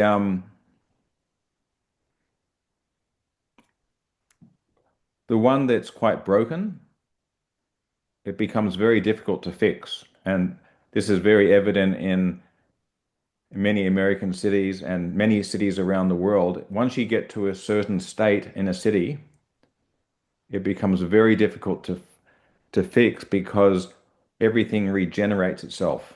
Say you have the parents who themselves were crack addicts, heroin addicts, or you know, mental illness and many other maladies. That gets passed on to the children, and then the children are in bad schools. So there's crime and there's gangs and there's bad indoctrination, and then a very high percentage of them, the whole area becomes very destabilized. And the point I'm trying to make is that whole thing can be seen also on a global sphere, where if people are once again more open, more evolved, more philosophical, they can take on ideas that may be the opposite of fascist ideas. Just for example, since we're talking about this topic. But when people are in a society or the globe where everything seems to be fragmenting and polarizing, ideas which are related to empathy and compassion and love and egalitarianism, they're quite hard to, like earlier on, people were talking about a lot of the people on the right in America, certain parts of them may be tending towards fascism, right? Some tendencies. Um, so what I guess my question is, just to wrap up, there's different rules and different mechanisms that would be needed in those two different spheres. We'll call it one which is evolved and one which is de-evolved and broken. The way that either of them can understand and take on board these sorts of philosophical ideas discussed here is very, very different. If you go to someone in, say, one of these uh, problematic neighborhoods and talk to a youth and present some egalitarian ideas about justice and whatever, they're going to only be thinking about, can I steal this person's shoes? They look like a nice pair of shoes. Where you go to another town where people are doing quite well and they can be open and able to have a discussion. So the point, this the bigger arching point I'm trying to make is the more society falls apart, the more it falls apart because the very nature of it becomes darker and more evil and more wretched, and that breeds more ideas about strong leaders, Hitlers to totalitarian, these sorts of ideas become much more gravitated towards. So it's basically a much bigger philosophical perspective that is very, and this is why it's very difficult for very broken towns or cities to improve themselves. And like if you think about like the problems in LA, all these other places, you often hear everyone having wonderful opinions about how to improve them, right? We just need to do A, B, C. That's the answer. Everyone has the answer, right? How to fix. But once a society gets to a certain level of brokenness, it becomes very difficult to fix. And so what you really want to do is you want to prevent societies getting into the state where they're very dysfunctional and polarized. So what's your thoughts? I'm not quite sure what the question is. Maybe I'll try and wrap it up with a question. What's your thoughts on your presentation in terms of, I know Eco didn't talk about solutions, but in your own understanding, in trying to make society a better place, how does that apply when people who are doing well and come from loving families are totally into anti-fascist ideas, where people who might be in a different situation may be finding them very appealing? Like the ICE raids, like a lot of people, the ICE raids in America, you had all these. So there was a lot of people who were totally supporting that, right? Like a large number of the population, and a lot of people against that. And the people who were for it, it would be very hard to explain to them the compassionate view of why it might not be a good idea, because they're coming from a certain perspective. So I guess what I'm saying is any philosophical view or any person's idea about improving society, right? Any theoretical idea has to be imposed upon an existing system, an existing reality. And depending on that existing reality, it's not very complicated to work out if the existing reality is very broken and dysfunctional, the ideas are unlikely to break through and change it. And the ideas that will penetrate will be more divisive. I am right, they are wrong, right? And you'll gravitate towards your ideological group. And so if you do believe in virtue and egalitarianism and equality and equity and these sorts of ideas, those ideas become less and less appealing the more society gets broken apart, because people want to have violence and break things to fix things, right? So what's your thoughts on, if society is fragmenting, my theory is virtue and equality and compassion become less interesting to people. But how do you make that more interesting to people when then those sorts of ideas, people are going to think it's not very useful. We just need to win and crush our opposition, right? What's your thoughts on that? Well, my thoughts are very much in some of the terms the term dysfunctional that you started to use towards the end.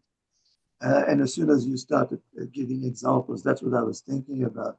And one of the things that I notice is that any system that becomes dysfunctional, one of the first casualties is empathy, because of course the system doesn't work anymore. And so how can we correct that? I'm not sure, but I suspect that the solution is in that concept of empathy and acceptance of difference. Because by definition, when the system becomes dysfunctional, one of the things that happens is that it's falling apart because people no longer negotiate. And so, can we encourage that kind of acceptance of difference so that people start negotiating again? And not assume that we've got the answers because the systems are changing all the time. It's that kind of thing. One of the points that Umberto Eco makes that I tend to agree with is that we cannot find solutions to new problems with old solutions. No situations will ever be the same. And to rely on what, the kind of one of the risks of fascism is to simply say, well, we've got the answer from the past. Well, it doesn't seem to be working.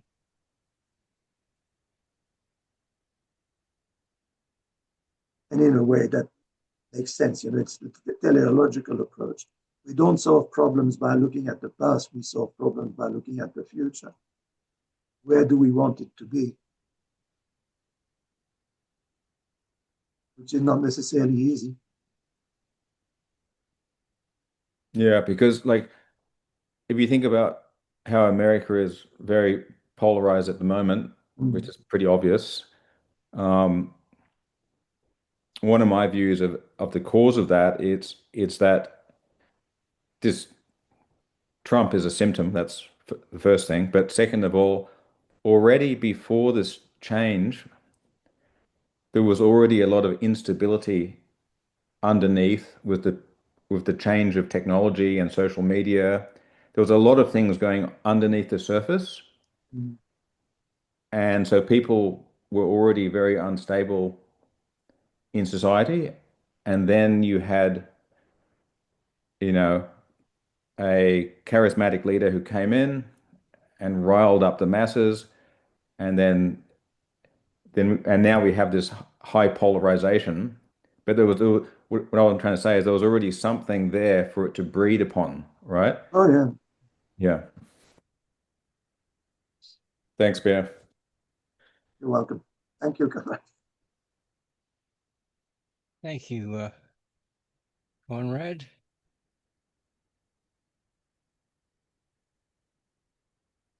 I notice there's no hands up. I've just had a look at the chat, and Jonathan has made quite a perceptive comment. I'll read it out. Fragmentation isn't necessarily a bad thing. Sometimes it's a healthy aspect for societal development. Society needs to fragment to evolve again. It's actually a good thing that radicalism is happening right now, because next sentence is a bit strange. Maybe it's because if it dies down, that's the radicalism, society, if it survives, can become stronger than ever. What doesn't kill you makes you stronger, at least in this case. Don't quite agree with that. You might end up a paraplegic. Did you want to comment on that? No, except that I can see there are advantages to fragmentation. It's again one of those things where people say it's fragmented, so it's bad. We should never equate anything with bad, good or bad. It depends on what happens with it. And it's actually something that I reflected upon. I wrote a kind of a fictocritical piece that I called Identifracting, which is about the fragmentation of identity. But one of the advantages is that ability to perceive different perspectives. And I use then conversations with other people as that kind of saying, well, I thought I was right, but then I'm not. And then it's that self-questioning that comes with fragmentation within. So in society, that would be true as well. That fragmentation becomes a tool for questioning that I think has positive aspects. So There's an interesting point there that was made by Paul Virilio, one of those other people that I quite like reading. And he says it's not that the speeding up of things is bad or bad or good. It's simply that it is there. And I think it's the same with fragmentation. It's not essentially bad or not essentially good. It's simply, it is there. So we better live with it. Yeah. Thank you, Pierre. Stephen, go ahead. So I was wondering, Umberto died about 10 years ago. I think this essay on fascism was going back quite a way. What sort of ideas did Umberto come up with towards the end of his life? Did he come up with any new themes? Did he reassess his old ideas? Not so much about fascism, although he refers to it in his one of his later novels, The Mysterious Flame of Queen Loana. But that it's because it's a reflection on his youth. And he revisits all those youth magazines, the magazines that he was reading when he was a child. The novel is based on the fact that he went back to the place where he had grown up with his grandfather and finds a room where some of the old books are still there. And so he revises a lot of his ideas at that point.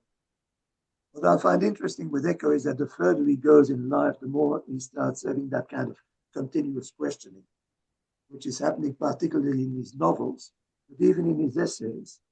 One of the things that I found interesting as well is that his analysis of the concept of translation. And that is not just translation from one language to the other, but translation from ideas into text and vice versa. And he starts to look at, do we translate the contents or do we translate the meaning? Do we translate the performance or do we translate the essence? And he starts questioning that kind of, can we do it? Can we translate the essence of things? Or do we, by necessity, look at simply the way that it is, the perception, and then translate the perception? And I think that has political implications and implications in terms of how we make sense of the world in which we live. I found that actually quite interesting. And that is significantly later, because of course, Ur-Fascism is an article from 1995. Ah, right. It's not quite that old.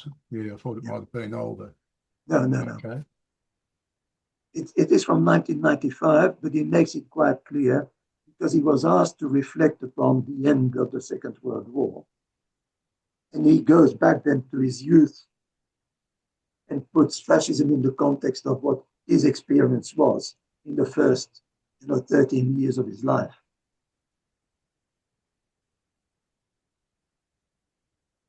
I suppose one of the problems of the government, though, is expenditure.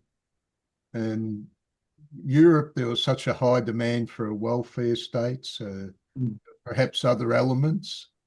It appears that Europe is now, after sort of having a stable existence after World War II that wasn't quite that great, seems to be crashing now. In America, they're struggling with a debt, even though it's the world reserve currency. They're struggling with a debt that they might not be able to solve. There's sort of in the Roman Empire, it came down because they had a dole in the Roman Empire, and the question was, can we get the public to tighten their belts, or do we invade another country to pay for it? The Romans found that they couldn't get their public to tighten their belt, so they invaded Egypt.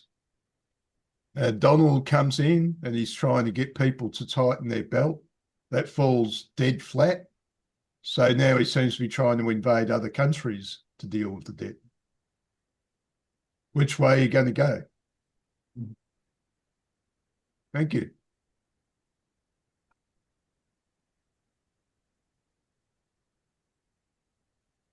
Michelle, it's your turn.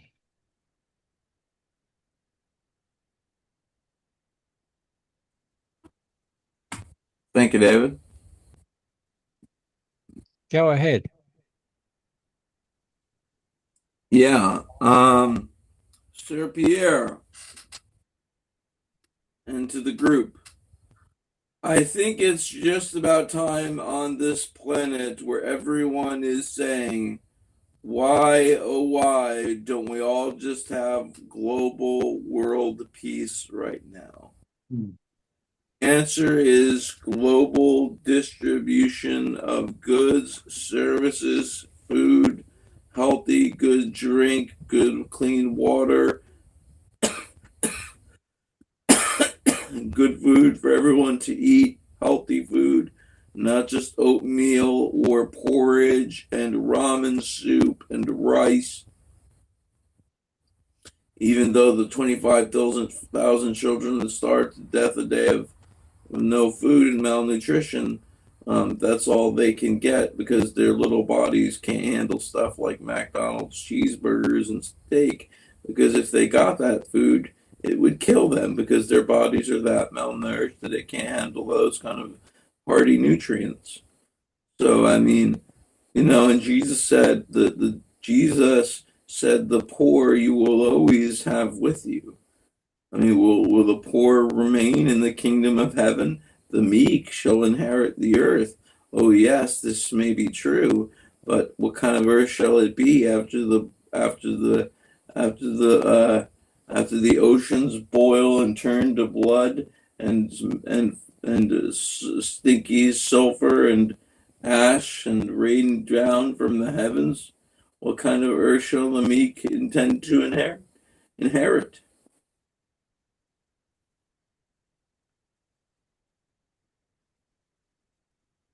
Was that a question, Michelle? I don't know. I don't think it was a question. It was a point. It was more of a retort. More of a retort. Yes. Your microphone was playing up, by the way, just as a point of information. Okay. Well, that might be getting near time for us to finish, actually, Pierre. And to give the speaker an opportunity for a pit stop. Yes, yeah. Well, you've been there in the hot seat for 4 hours, so almost.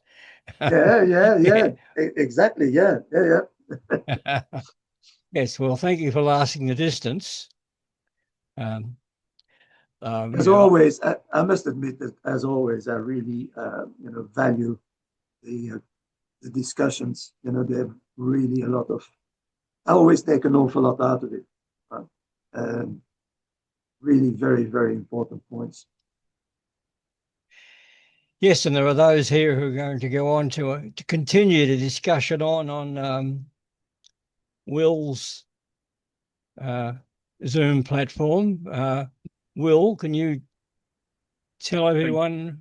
Well, thanks, David. Yeah, we just have, thank you, David and Pierre. We just have an after discussion that will commence in about 20 minutes from now, 1/4 past the hour. And we kind of just have an open discussion, probably as a follow-on from this. We might explore the topic of group think, perhaps. Pierre, you're welcome to join us if you want. I guess you've had enough though, but if you're quite welcome if you want to come over to there. I've just put the link in the chat anyway. I will probably give it a break. I thought as much. You've just done a marathon. Thanks again, David. Yes, and the video recording should be up on the Existentialist Society's meetup. Existentialist Society's YouTube channel in a day or two. So thank you again, Pierre. You're welcome. And there we are. I'm about to stop the recording.